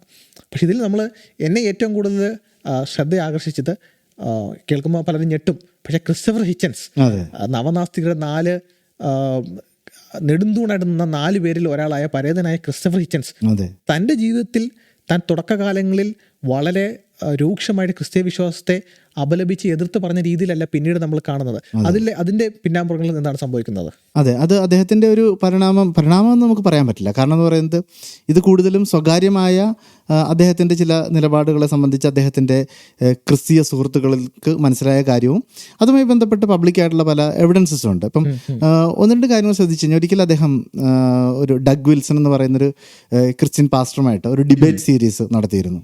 ആ ഡിബേറ്റ് സീരീസിനെ അധികരിച്ചുകൊണ്ട് കൊളീഷൻ എന്ന് പറഞ്ഞിട്ടൊരു ഡോക്യുമെൻ്ററി ടൈപ്പ് ഒരു മൂവി ഇറക്കിയിട്ടുണ്ട്. അപ്പം അതിൻ്റെ അകത്ത് ഏറ്റവും ലാസ്റ്റ് അദ്ദേഹം പറയുന്നൊരു കാര്യം, അദ്ദേഹത്തിനോട് ഒരിക്കലും ഇങ്ങനെ ചോദിച്ചു, തനിക്ക് ലോകത്തിലുള്ള എല്ലാ വ്യക്തികളെയും വിശ്വാസത്തിൽ നിന്ന് മാറ്റാൻ സാധിക്കുന്ന രീതിയിൽ അത്തരത്തിൽ സാധിക്കുകയാണെന്ന് കരുതുക. അപ്പം എല്ലാ വ്യക്തികളെയും മതവിശ്വാസത്തിൽ നിന്ന് പൂർണ്ണമായിട്ട് കൺവേർട്ട് ചെയ്യുക, അല്ലെങ്കിൽ അത് വിശ്വാസം തെറ്റാണെന്ന് കൺവിൻസ് ചെയ്യാനുള്ള തനിക്കൊരു അവസരം ലഭിച്ചാൽ, അങ്ങനെ എല്ലാവരെയും കൺവിൻസ് ചെയ്യാൻ അവസരം ലഭിച്ചു. ഏറ്റവും അവസാനം ഒരു വ്യക്തി ബാക്കിയുണ്ട്. ആ വ്യക്തിയെ കൂടി കൺവിൻസ് ചെയ്ത് കഴിഞ്ഞാൽ പിന്നെ ലോകത്തിൽ വിശ്വാസികൾ ആരും ഉണ്ടാകില്ല. അങ്ങനെ ഒരു അവസരം വന്നാൽ താൻ ആ വ്യക്തിയെ കൺവിൻസ് ചെയ്യാൻ ശ്രമിക്കുമോ എന്ന് ചോദിച്ചപ്പോൾ അതിനെക്കുറിച്ച് അദ്ദേഹം തന്നെ പറയുന്നത്, ഞാനൊരിക്കലും അങ്ങനെ ശ്രമിക്കില്ല എന്നാണ്. പക്ഷെ അദ്ദേഹം അതിന് മറുപടിയായിട്ട് അതിനെക്കുറിച്ച് തുടർന്ന് അദ്ദേഹം പറയുന്നത്, ഞാൻ ആ വ്യക്തിയെ കൂടി വിശ്വാസത്തിൽ നിന്ന് മാറ്റിയാൽ പിന്നെ എനിക്ക് എനിക്ക് സംവാദം നടത്താൻ ആരും ഉണ്ടാകില്ല എന്നുള്ള ചിന്ത കൊണ്ടല്ല, പക്ഷെ എന്തോ ഞാനൊരിക്കലും അങ്ങനെ ചെയ്യില്ല എന്ന് പറഞ്ഞപ്പോൾ അദ്ദേഹത്തിൻ്റെ ഡോക്കിൻസ് അടക്കമുള്ള വ്യക്തികളാണെന്ന് തോന്നുന്നു അദ്ദേഹം ഇങ്ങനെ പറഞ്ഞത്. അവർ വളരെ അത്ഭുതത്തോടുകൂടി അദ്ദേഹത്തെ നോക്കിയെന്ന് പറയുന്നുണ്ട്. അപ്പം അവിടെ നമ്മൾ കാണുന്നത് അദ്ദേഹം ഒരു നിരീശ്വരവാദി എന്നുള്ളതിൻ്റെ അപ്പുറത്ത് ഒരു ആൻറ്റി തീയിസ്റ്റ് ആയിരുന്നു. ദൈവത്തിനെതിരെ ഉള്ളൊരു മനോഭാവത്തോടെ പ്രവർത്തിക്കുന്ന വ്യക്തിയാണ്. അത്തരമൊരു വ്യക്തി ഇങ്ങനെ ഒരു ചിന്തയിലേക്ക് വരുമ്പം അതിൻ്റെ പിന്നിൽ എന്തോ ഉണ്ടെന്ന് നമുക്ക് തോന്നും. എന്നാൽ പിന്നീട് നമ്മൾ കാണുന്നത് അദ്ദേഹത്തിൻ്റെ ജീവിതത്തിൽ അദ്ദേഹത്തിൻ്റെ ക്യാൻസർ വന്ന് അദ്ദേഹം മരണപ്പെടുന്നതിന് മുൻപുള്ള കാലഘട്ടങ്ങളിലൊക്കെ ധാരാളം ക്രിസ്ത്യാനികളായിട്ടുള്ള സുഹൃത്തുക്കൾ, വളരെ അടുത്ത സുഹൃത്തുക്കൾ അദ്ദേഹത്തിനുണ്ടായിരുന്നു. ഇപ്പോൾ ഫ്രാൻസിസ് കോളിൻസ് ആരാണെന്ന് അറിയാത്ത വ്യക്തികൾ ആരും ഇന്ന് ന്യൂസ് കേട്ടവരിൽ കാണാൻ സാധ്യമല്ല. കാരണം കോവിഡിന്റെ സമയത്ത് നമുക്കറിയാം അമേരിക്കയിലെ NIH ഡയറക്ടറായിരുന്നു അദ്ദേഹം. അദ്ദേഹത്തിന് പ്രസിഡന്റ് ഒബാമ എന്ന അവാർഡ് ലഭിച്ചിട്ടുണ്ട്. കോവിഡ് സമയത്ത് ഏറ്റവും ശക്തന്മാരായ സയന്റിസ്റ്റുകൾ ലിസ്റ്റിനകത്ത് അദ്ദേഹം തോന്നുന്നു ഒന്നാമനായിരുന്നു തോന്നുന്നു, ഈ ക്രൈസ്തവനായ ഈ ശാസ്ത്രജ്ഞൻ. അതെ, ഫ്രാൻസിസ് കോളിൻസ്. അദ്ദേഹവുമായിട്ട് വളരെ അടുത്ത സുഹൃത്ത് ബന്ധം ക്രിസ്റ്റഫർ ഹിച്ചൻസിന് ഉണ്ടായിരുന്നു. അതുപോലെ തന്നെ നേരത്തെ ഞാൻ പറഞ്ഞ ഡഗ് വിൽസൺ എന്ന് പറയുന്ന പാസ്റ്ററുമായിട്ടും. അതുപോലെ തന്നെ മറ്റൊരു പ്രധാനപ്പെട്ട വ്യക്തിയാണ് ഇദ്ദേഹത്തിൻ്റെ പല സംവാദങ്ങളൊക്കെ ഓർഗനൈസ് ചെയ്തിട്ടുള്ള ലാരി ടണ്ടൻ എന്ന് പറയുന്ന വ്യക്തിയുമായിട്ട് അദ്ദേഹത്തിന് വലിയ സൗഹൃദം ഉണ്ടായിരുന്നു. ലാരി ടണ്ടൻ ഈ വിഷയത്തെ അധികരിച്ച് എഴുതിയിട്ടുള്ളൊരു ഗ്രന്ഥമുണ്ട്.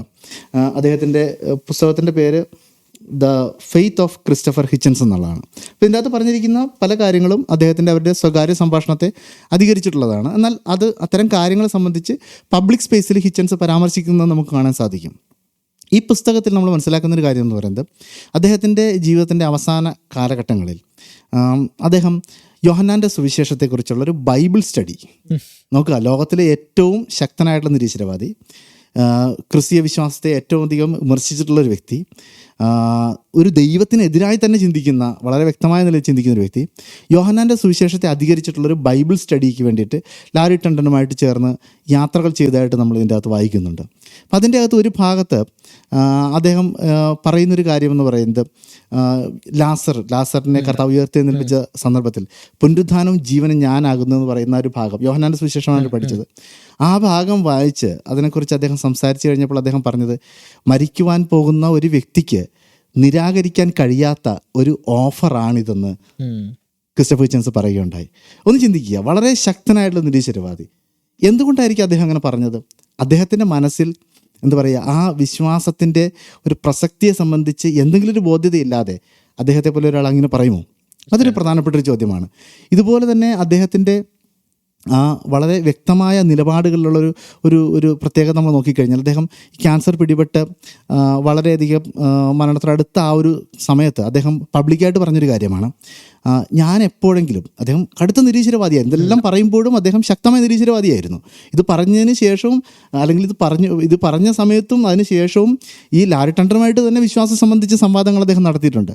എന്നാൽ അദ്ദേഹം പബ്ലിക്കായിട്ട് പറഞ്ഞ മറ്റൊരു കാര്യം എന്ന് പറയുന്നത്, ഞാൻ എപ്പോഴെങ്കിലും എൻ്റെ മരണത്തിനടുത്ത സമയത്ത് ഞാനൊരു ഈ വിശ്വാസം സ്വീകരിച്ചാൽ, ഏതെങ്കിലും ഒരു വിശ്വാസം സ്വീകരിച്ചുവെന്ന് നിങ്ങൾ കേട്ടാൽ എൻ്റെ തലച്ചോറിനെ കൂടെ ക്യാൻസർ ബാധിച്ചു എന്ന് വേണം നിങ്ങൾ മനസ്സിലാക്കാനെന്ന് അദ്ദേഹം പറഞ്ഞു. എന്തിനാണ് അദ്ദേഹം അങ്ങനെ പറയുന്നത്? അദ്ദേഹം ഒരു കടുത്ത നിരീശ്വരവാദിയല്ലേ. അപ്പം അവിടെ ഡഗ് വിൽസൺ അതിനെക്കുറിച്ച് പറഞ്ഞിരിക്കുന്നത്, ഇദ്ദേഹത്തിൻ്റെ മരണസമയത്ത് അദ്ദേഹത്തിന് ഒരു മാറ്റം ഉണ്ടായാലും ആ മാറ്റം പോലും താൻ അതുവരെ സൃഷ്ടിച്ചെടുത്ത നിരീശ്വരവാദി എന്നുള്ള പ്രതിച്ഛായയെ ബാധിക്കരുത് എന്നൊരു ചിന്ത കൊണ്ടാണ്. അപ്പം നമ്മൾ അദ്ദേഹത്തെക്കുറിച്ചൊന്ന് മനസ്സിലാക്കി കഴിഞ്ഞാൽ, അദ്ദേഹം മരണം വരെയും നിരീശ്വരവാദിയായിരുന്നു. അദ്ദേഹത്തിൻ്റെ മരണസമയത്ത് അദ്ദേഹം ക്രിസ്തീയ വിശ്വാസത്തിലേക്ക് കടന്നു വന്നതിന് യാതൊരു തെളിവുമില്ല. അദ്ദേഹം മരണം വരെ നിരീശ്വരവാദിയായിരുന്നു. വിശ്വാസം സ്വീകരിക്കാൻ അദ്ദേഹത്തിന് താല്പര്യവുമില്ലായിരുന്നു. വളരെ വ്യക്തമായിട്ട് അതിനെ എതിർത്ത വ്യക്തിയാണ്. പക്ഷേ അദ്ദേഹം എങ്ങാനും സ്വീകരിച്ചാൽ പോലും നമ്മളത് വിശ്വസിക്കാതിരിക്കാൻ വേണ്ടി മുൻകൂട്ടി അദ്ദേഹം ജാമ്യം എടുക്കുകയും ചെയ്തു. അപ്പം പക്ഷേ ഞാൻ മനസ്സിലാക്കുന്ന അദ്ദേഹം വിശ്വാസം സ്വീകരിക്കുമോ എന്നൊരു ചിന്ത അദ്ദേഹത്തിന് ഉണ്ടായിരുന്നു എന്നുള്ളതാണ്. അപ്പം അവിടെ നമ്മൾ മനസ്സിലാക്കുന്ന ഒരു കാര്യമെന്ന് പറയുന്നത്, എന്തോ ഒരു ശൂന്യത. കാരണം അതാണല്ലോ ഇത്തരം അന്വേഷണങ്ങൾക്ക് പ്രേരിപ്പിക്കുന്നത്. അദ്ദേഹത്തെ സംബന്ധിച്ചിടത്തോളം നമുക്കറിയാം, അദ്ദേഹത്തിൻ്റെ സ്വഭാവം നമ്മൾ മനസ്സിലാക്കുന്നിടത്തോളം വളരെ ഫോർത്രൈറ്റ് ആയിട്ടുള്ള ഒരു വ്യക്തിയാണ്. ഇപ്പം യോഹന്നാൻ്റെ സുവിശേഷം പഠിക്കണമെന്ന് പറഞ്ഞിട്ട് ഒരു ബൈബിൾ സ്റ്റഡിക്ക് ആരെങ്കിലും വിളിച്ചു കഴിഞ്ഞാൽ, എനിക്ക് താല്പര്യമില്ല, നിങ്ങൾ തന്നെ പഠിച്ചോളൂ എന്ന് പറയാൻ വളരെ ഏറ്റവും അടുത്ത സുഹൃത്തുക്കളോടും പറയാൻ വളരെ കെൽപ്പുള്ളൊരു വ്യക്തിയാണ്. അപ്പം ആരുടെയും സമ്മർദ്ദത്തിന് വഴങ്ങി ഒന്നും ചെയ്യേണ്ട ആവശ്യം അദ്ദേഹത്തിനില്ല. അപ്പം അവിടെ എന്തോ ഒരു ശൂന്യത, അതിനെ നികത്താനായിരിക്കണം ഒരു പക്ഷേ അദ്ദേഹം അങ്ങനെ ശ്രമിച്ചത്. അദ്ദേഹം ദൈവവിശ്വാസി ആയെന്നല്ല നമ്മൾ പറയുന്നത്. പക്ഷേ ആ വിശ്വാസത്തിൻ്റെ ഈ ഇത്രയധികം ശക്തമായ നിലയിൽ നിരീശ്വരവാദത്തിന് വേണ്ടി നിന്നിട്ടും ആ വിശ്വാസത്തിൻ്റെ ഒരു പ്രസക്തിക്ക് തൻ്റെ ജീവിതത്തിലൊരു സാധ്യതയുണ്ടോ എന്നൊരു അന്വേഷണമെങ്കിലും ഏറ്റവും കുറഞ്ഞ അദ്ദേഹം നടത്തിയിട്ടുണ്ടെന്നുള്ളത് ഈ ഗ്രന്ഥത്തിൽ നിന്ന് നമുക്ക് വളരെ കൃത്യമായിട്ട് മനസ്സിലാക്കാനായിട്ട് സാധിക്കും. ഇതിന്റെ പുറകിലെ ഒരു എൻഡോഴ്സ്മെന്റ് വന്നിരിക്കുന്നത് മൈക്കിൾ ഷെർമനിൽ നിന്ന് തന്നെയാണ്. അദ്ദേഹം പറഞ്ഞത്, this book should be read by every atheist and theist passionate about the truth. ഈ പുസ്തകം വായിച്ചിട്ട് അദ്ദേഹം എഴുതിയ ഒരു എൻഡോഴ്സ്മെന്റ് ആണ്. അപ്പം തോന്നുന്നു ക്രിസ്റ്റഫർ ഹിച്ചൻസ് തന്റെ ജീവിതത്തിന്റെ നാളുകളിൽ താൻ മനസ്സിലാക്കിയ ശൂന്യത തനിക്ക് എവിടെ തോന്നിക്കാണും, ക്രിസ്തുവിൽ മാത്രമായിരുന്നേക്കാം യോഹന്നാൻ വിവരിക്കുന്ന ആദിയിൽ വചനമായിരുന്നു, വചന ദൈവത്തോടൊപ്പം വചന ദൈവമായിരുന്നു, ആ ഇറ്റേണൽ ലോഗോസിലായിരുന്നേക്കാം തനിക്ക് ആ ഉത്തരം കിട്ടുന്നത് എന്നൊരു ചിന്ത തന്നെ എപ്പോഴെങ്കിലും പ്രബോധിപ്പിച്ചായിരുന്നേക്കാം. അല്ലെങ്കിൽ ഇത്രയധികം ഗോഡ് ഇസ് നോട്ട് ഗ്രേറ്റ്, ദൈവം മഹാനല്ല, മതം ദൂഷ്യമാണ്, മതം തിന്മയാണ് എന്ന് വ്യക്തതയോടെ വെട്ടൊന്ന് മുറിരണ്ട് എന്ന് പറഞ്ഞ രീതിയിൽ പറഞ്ഞിരുന്ന ആള് താൻ യോഹന്നാൻ സുവിശേഷം പഠിച്ചേൽക്കാം എന്ന് തന്നെ ഇറങ്ങി തിരിക്കുന്നത് നമുക്ക് ചിന്തിക്കാൻ പോലും കഴിയാത്തൊരു. ഇവിടെ ശ്രദ്ധേയമായ ഒരു വസ്തുത, ഇങ്ങനെ ഒരു പഠനം നടത്താമെന്നുള്ളൊരു പ്രപ്പോസല്, ആക്ച്വലി ഇത്തരം ഒരു കാര്യം പഠിക്കാമെന്നുള്ളത് ലാരി ടണ്ടൻ നേരത്തെ മുന്നോട്ട് വെച്ചിരുന്നു. എന്നാൽ ഈ തൻ്റെ ക്യാൻസർ കൺഫേം ചെയ്തതിന് ശേഷമാണ് ഈ പഠിക്കാനുള്ള ഇനീഷ്യേറ്റീവ് എടുക്കുന്നത് ക്രിസ്റ്റഫർ ഹിച്ചൻസ് തന്നെയാണ്. അദ്ദേഹം തന്നെയാണ് പറയുന്നത്, നമുക്ക് യോഹന്നാന്റെ സുവിശേഷം പഠിക്കാമെന്ന്. അതെ, ബൈബിൾ സ്റ്റഡി എന്ന് പറഞ്ഞില്ല, മ്യൂച്വൽ ടെക്സ്റ്റുവൽ ക്രിറ്റിസിസം ചെയ്യാം എന്ന് പറഞ്ഞത് തന്നെയാണ്. ഇത് കഴിഞ്ഞ് രണ്ടാമത് അവർ തമ്മിൽ ഒരു സംവാദം നടന്നതിന് ശേഷവും അതിൻ്റെ അടുത്ത ദിവസവും ഇത് പഠിക്കാമെന്നുള്ളതിന് മുൻകൈ എടുത്ത് സംസാരിക്കുന്നത് ക്രിസ്റ്റഫർ ഹിച്ചൻസ് ആണ്. ഇത് പറയുമ്പോഴും ഈ അദ്ദേഹം ബൈബിൾ വായിച്ചു കൊടുക്കുന്നു, അതിൻ്റെ അർത്ഥത്തെക്കുറിച്ച് ചർച്ച ചെയ്യുന്നു. അത് ചെയ്യുമ്പോൾ അദ്ദേഹത്തിൻ്റെ കയ്യിൽ മദ്യക്കുപ്പിയുണ്ട്. പക്ഷേ എന്തോ ഒരു സാധ്യത അല്ലെങ്കിൽ എന്തോ ഒരു പ്രസക്തി ഇതിനുണ്ട് എന്തുകൊണ്ടെന്ന് അദ്ദേഹത്തിന് തോന്നിയെന്ന് നമുക്ക് മനസ്സിലാക്കേണ്ടി വരും. അപ്പോൾ മൈക്കൽ ഷ്രെമർ നമുക്ക് എല്ലാവർക്കും അറിയാവുന്നതുപോലെ നിരീശ്വരവാദത്തിൻ്റെ ഏറ്റവും ശക്തനായ വ്യക്തമാണ്. ശാസ്ത്ര പ്രചാരകൻ എന്ന് നമുക്ക് ആരെങ്കിലും വിളിക്കാമെങ്കിൽ അത് ഏറ്റവും നന്നായിട്ട് യോജിക്കുന്ന ഒരു വ്യക്തി മൈക്കൽ ഷ്രെമർ തന്നെയാണ്. അപ്പം അദ്ദേഹമാണ് ഇതിന് എൻഡോഴ്സ്മെൻറ്റ് നൽകിയിരിക്കുന്നത്. അപ്പം അതൊരു പ്രധാനപ്പെട്ടൊരു ചോദ്യമാണ്. നമുക്കറിയാവുന്നതുപോലെ തൻ്റെ ജീവിതത്തിൽ ആ ഒരു സാധ്യതയുടെ ഒരു പൂർത്തീകരണത്തിനെക്കുറിച്ച് ചിന്തിക്കാനോ അല്ലെങ്കിൽ ഒരു പരസ്യമായിട്ട് അത്തരം കാര്യങ്ങളെക്കുറിച്ച് സംസാരിക്കാനോ ഉള്ളൊരു അവസരം അദ്ദേഹത്തിനുണ്ടായില്ല. അദ്ദേഹത്തിൻ്റെ വ്യക്തിപരമായ ജീവിതത്തിൽ ദൈവം ധാരാളം അവസരങ്ങൾ കൊടുത്തിരുന്നു. എന്നാൽ അതിൻ്റെ ഒരു കൺക്ലൂഷൻ എന്താണെന്ന് പബ്ലിക്കിന്, പൊതുസമൂഹത്തിന് അറിയത്തക്ക നിലവാരത്തിൽ നമുക്കൊന്നും അത്തരത്തിലുള്ള സാധ്യതകളുണ്ടായില്ല. അദ്ദേഹം മരണപ്പെട്ടു. എന്നാൽ അതിന് മുന്നോട്ട് പോകുമ്പോൾ നമ്മൾ ഈ സമീപകാലത്തേക്ക് വരുമ്പോൾ ആ നവനാസ്തികതയുടെ ഒരു പ്രധാനപ്പെട്ട വക്താവ് എന്താണ് ഹിച്ചൻസ് അന്വേഷിക്കാൻ ശ്രമിച്ചത്, അതിൻ്റെ ഒരു കൺക്ലൂഷനിലേക്ക് എത്തിച്ചേർന്നതെന്ന് നമുക്ക് പറയാൻ സാധിക്കും. അതാരാണ്? അത് അയൻ ഹിർസ് അലി എന്ന് പറയുന്ന നവനാസ്തികരിൽ ഒരുപക്ഷെ 5ാമതായിട്ട് വന്നിരുന്നേക്കാമായിരുന്ന, സുഡാനിൽ ജനിച്ച, കെനിയയിൽ വളർന്ന, പിന്നെ ഡച്ചിലേക്ക് മാറിയ നവനാസ്തികരിൽ ഒരു പ്രമുഖയായിരുന്ന അയൻ ഹിർസ് അലിയാണ്. അത് ഞാനൊരു സംഭാഷണം കേട്ടപ്പോൾ മനസ്സിലായത്, ഈ നവനാസ്തികരുടെ ഒരു ഡോക്യുമെൻ്ററി സംഭവം വന്ന സമയത്ത് ഈ 4 പേര് കൂടാതെ 5ാമതായിട്ട് ഡോക്യുമെൻ്ററിയിൽ ഭാഗമാകാൻ വേണ്ടി ഇരുന്നത് ഈ അയൻ ഹിർസ് അലിയായിരുന്നു. പിന്നെ ഡോക്യുമെൻ്ററി ഷൂട്ട് നടക്കാഞ്ഞുകൊണ്ട് അങ്ങ് മാറിപ്പോയി. പക്ഷേ ക്രിസ്റ്റഫർ ഹിച്ചൻസിൻ്റെ, റിച്ചർഡ് ഡോക്കിൻസ് ഒക്കെ അടുത്ത സുഹൃത്തായിട്ട് നിന്ന, ഇസ്ലാം മതം ത്യജിച്ച് നാസ്തികതയുടെ ശക്തമായിട്ട് നിന്ന ഒരു സ്ത്രീപക്ഷം എന്ന് സംസാരിച്ച ഒരു വക്താവാണ് അയൻ ഹിർസ് അലി. ഞാൻ ഹിർസ് അലിയെ കുറിച്ച് ആദ്യമായിട്ട് അറിയുന്നത് തന്നെ പ്രേഗർ യുവിൻ്റെ ഒരു വീഡിയോക്കകത്ത്, ഈ റാഡിക്കൽസിനെതിരെ പറയുന്ന ഒരു വീഡിയോക്കകത്താണ് ഞാൻ ആദ്യമായിട്ട് അറിയുന്നത്. പക്ഷേ അടുത്തിടയ്ക്കാണ് നമ്മൾ ഞെട്ടിക്കുന്ന രീതിയിൽ ഒരു ദിവസം നമ്മൾ വെബ്സൈറ്റിൽ ന്യൂസ് തുറന്ന് നോക്കുക, നമ്മൾ അറിയുന്നത് ഈ നവനാസ്തികയുടെ വ്യക്തമായിട്ട് ശക്തമായിട്ട് പറഞ്ഞ റിച്ചർഡ് ഡോക്കിൻസിൻ്റെ, ക്രിസ്റ്റഫർ ഹിച്ചൻസിൻ്റെ എനിക്ക് അടുത്ത സുഹൃത്തായിരുന്ന അയൻ ഹിർസ് അലി പറഞ്ഞു, ഞാൻ ഇന്നൊരു ക്രിസ്ത്യാനിയാണെന്നുള്ളത്.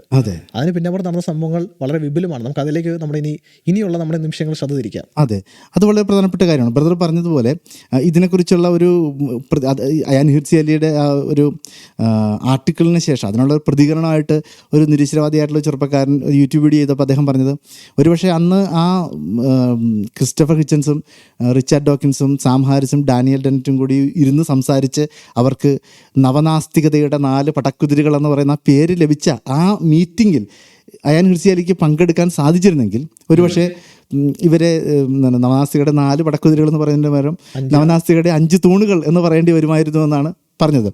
അപ്പം അങ്ങനെ ഏറ്റവും പ്രോമിനൻ്റ് ആയിട്ട് നിന്നൊരു വ്യക്തി എന്തുകൊണ്ടാണ് ക്രിസ്ത്യാനിത്വം സ്വീകരിച്ചത്? അപ്പോൾ അത് അവർ വളരെ വ്യക്തമായിട്ട് അവരുടെ ആ ഒരു ആർട്ടിക്കിളിൻ്റെ അകത്ത് പരസ്യമായിട്ട് പ്രസിദ്ധീകരിച്ച ആ ലേഖനത്തിൽ അവർ വിശദീകരിക്കുന്നുണ്ട്. അപ്പോൾ അവിടെ നമ്മൾ നോക്കിക്കഴിയുമ്പോൾ നമുക്ക് കാണാൻ സാധിക്കുന്നൊരു കാര്യം എന്ന് പറയുന്നത്, അവർ പറയുന്നൊരു കാര്യം എന്താണ് ഈ താൻ മുമ്പുണ്ടായിരുന്ന ആ വളരെ തീവ്രമായിട്ടുള്ള നിലപാടുകളിൽ നിന്നുള്ള ആ വിശ്വാസത്തെ ത്യജിച്ച് താൻ നിരീശ്വരവാദത്തെ പുലുകിയപ്പോൾ എന്താണ് താൻ എന്താ പറയുക ആഗ്രഹിച്ചത്? ഏത് നിലവാരത്തിലുള്ളൊരു സമൂഹമാണ് താൻ ആഗ്രഹിച്ചത്? ഏത് നിലവാരത്തിലുള്ള സാംസ്കാരിക ചിന്തകളാണ് താൻ ആഗ്രഹിച്ചത്? അതിനെല്ലാം അത് എന്താണെന്ന് ചോദിച്ചു കഴിഞ്ഞാൽ സ്വാഭാവികമായിട്ടും പാശ്ചാത്യ ലോകത്ത് നാം കാണുന്ന ആ ഒരു സാംസ്കാരിക സമൂഹം, ആ ഒരു നിലവാരവും ആ തരത്തിലുള്ള മൂല്യങ്ങളുമാണ് അവരാഗ്രഹിച്ചത്. അതുകൊണ്ടാണ് അവർ പാശ്ചാത്യ ലോകത്ത് നിലശക്തമായിട്ട് വന്നത്. അപ്പോൾ അവർ പറഞ്ഞത് ആ പാശ്ചാത്യ ലോകത്ത് അവർ കണ്ടെത്തിയ അല്ലെങ്കിൽ അവർക്ക് പ്രിയപ്പെട്ടതെന്ന് അവർ മനസ്സിലാക്കിയ ആ മൂല്യങ്ങളുടെയും ആ നിലപാടുകളുടെയും ആ സാംസ്കാരിക ബോധ്യതകളുടെയും അടിത്തറ എന്ന് പറയുന്നത് ക്രിസ്തീയ വിശ്വാസമാണ്. കറക്റ്റ്.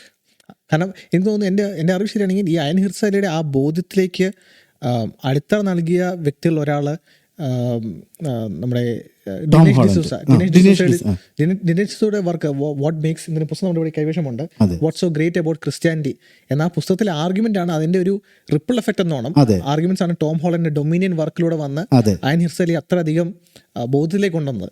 അവിടെയും പ്രസക്തമായ കാര്യം, ടോം ഹോളണ്ട് പാശ്ചാത്യ ലോകത്ത് ഇന്ന് നാസ്തികരും ഹ്യൂമനിസ്റ്റുകളെല്ലാം മുറുകെ പിടിക്കുന്ന മൂല്യങ്ങൾ ക്രൈസ്തവ വിശ്വാസത്തിൽ നിന്ന് തന്നെ വന്നതെന്ന് പറയുമ്പോൾ അദ്ദേഹം ഒരു ക്രിസ്ത്യാനി അല്ല.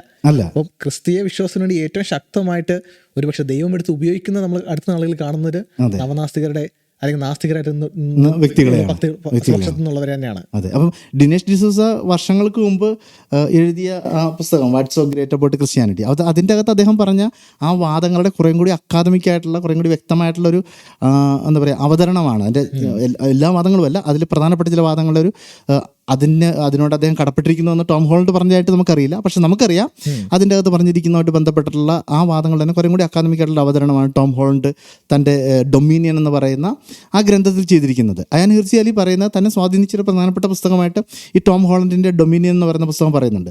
എന്താണ് ആ ഡൊമീനിയൻ്റെ പ്രതിപാദ്യ വിഷയം?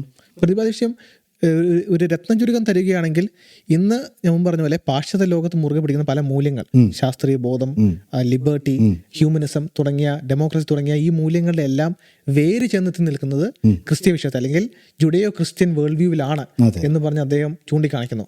ഇതിനെല്ലാം അടിത്തറ കിടക്കുന്നത് യെരുശലേമിലാണ്. ഇതിൻ്റെ അടിത്തറ കിടക്കുന്നത് ഗ്രീക്കിലോ ഏഥൻസിലോ ഒന്നുമല്ല. ഇതിൻ്റെ അടിത്തറ കിടക്കുന്നത് പ്ലേറ്റോയിലൊന്നുമല്ല, മറിച്ച് യഹൂദ ക്രൈസ്തവ ചിന്തയിലാണ് എന്നാണ് ഈ നിരീശ്വരവാദിയായ ടോം ഹോളണ്ട് മുന്നോട്ട് വെച്ച് സമർത്ഥിക്കുന്നത്. അതെ. അപ്പം ഈ അയൻ ഹിർസി അലിയുടെ ഒരു നിലപാടെന്ന് പറയുന്നത് ആ ഒരു മൂല്യവും ആ ഒരു സംസ്കാരവും ആ ഒരു ചിന്തകളുമാണ് നിലനിർത്താൻ ആഗ്രഹിക്കുന്നത്, അല്ലെങ്കിൽ അതാണ് പിന്തുടരാൻ ആഗ്രഹിക്കുന്നത്, അതാണ് എല്ലാവരും ആഗ്രഹിക്കുന്നത്. സ്വാഭാവികമായിട്ട് അങ്ങനെയാണെങ്കിൽ അതിൻ്റെ വേരായിട്ട് നിൽക്കുന്ന ക്രിസ്ത്യാനിത്വത്തെ തിരസ്കരിച്ചുകൊണ്ട്, അതിനെ നിരാകരിച്ചുകൊണ്ട് ഒരിക്കലും അത്തരത്തിലുള്ളൊരു മൂല്യങ്ങൾ നിലനിർത്താനായിട്ട് സാധിക്കില്ല. അദ്ദേഹത്തിന് അത്തരത്തിലുള്ള ഒരു സാംസ്കാരിക ബോധ്യതകൾ നിലനിർത്താനായിട്ട് സാധിക്കില്ല. അപ്പം അതുകൊണ്ട് ക്രിസ്തീയ വിശ്വാസത്തെ താൻ പുൽകുന്നു എന്ന നിലയിലാണ് അവർ ആദ്യം വിശദീകരിച്ചത്. അപ്പം അതിനോടൊപ്പം തന്നെ ജീവിതത്തിൻ്റെ അർത്ഥം തുടങ്ങിയിട്ടുള്ള കാര്യങ്ങളെക്കുറിച്ചുമൊക്കെ അവർ പരാമർശിക്കുകയുണ്ടായി.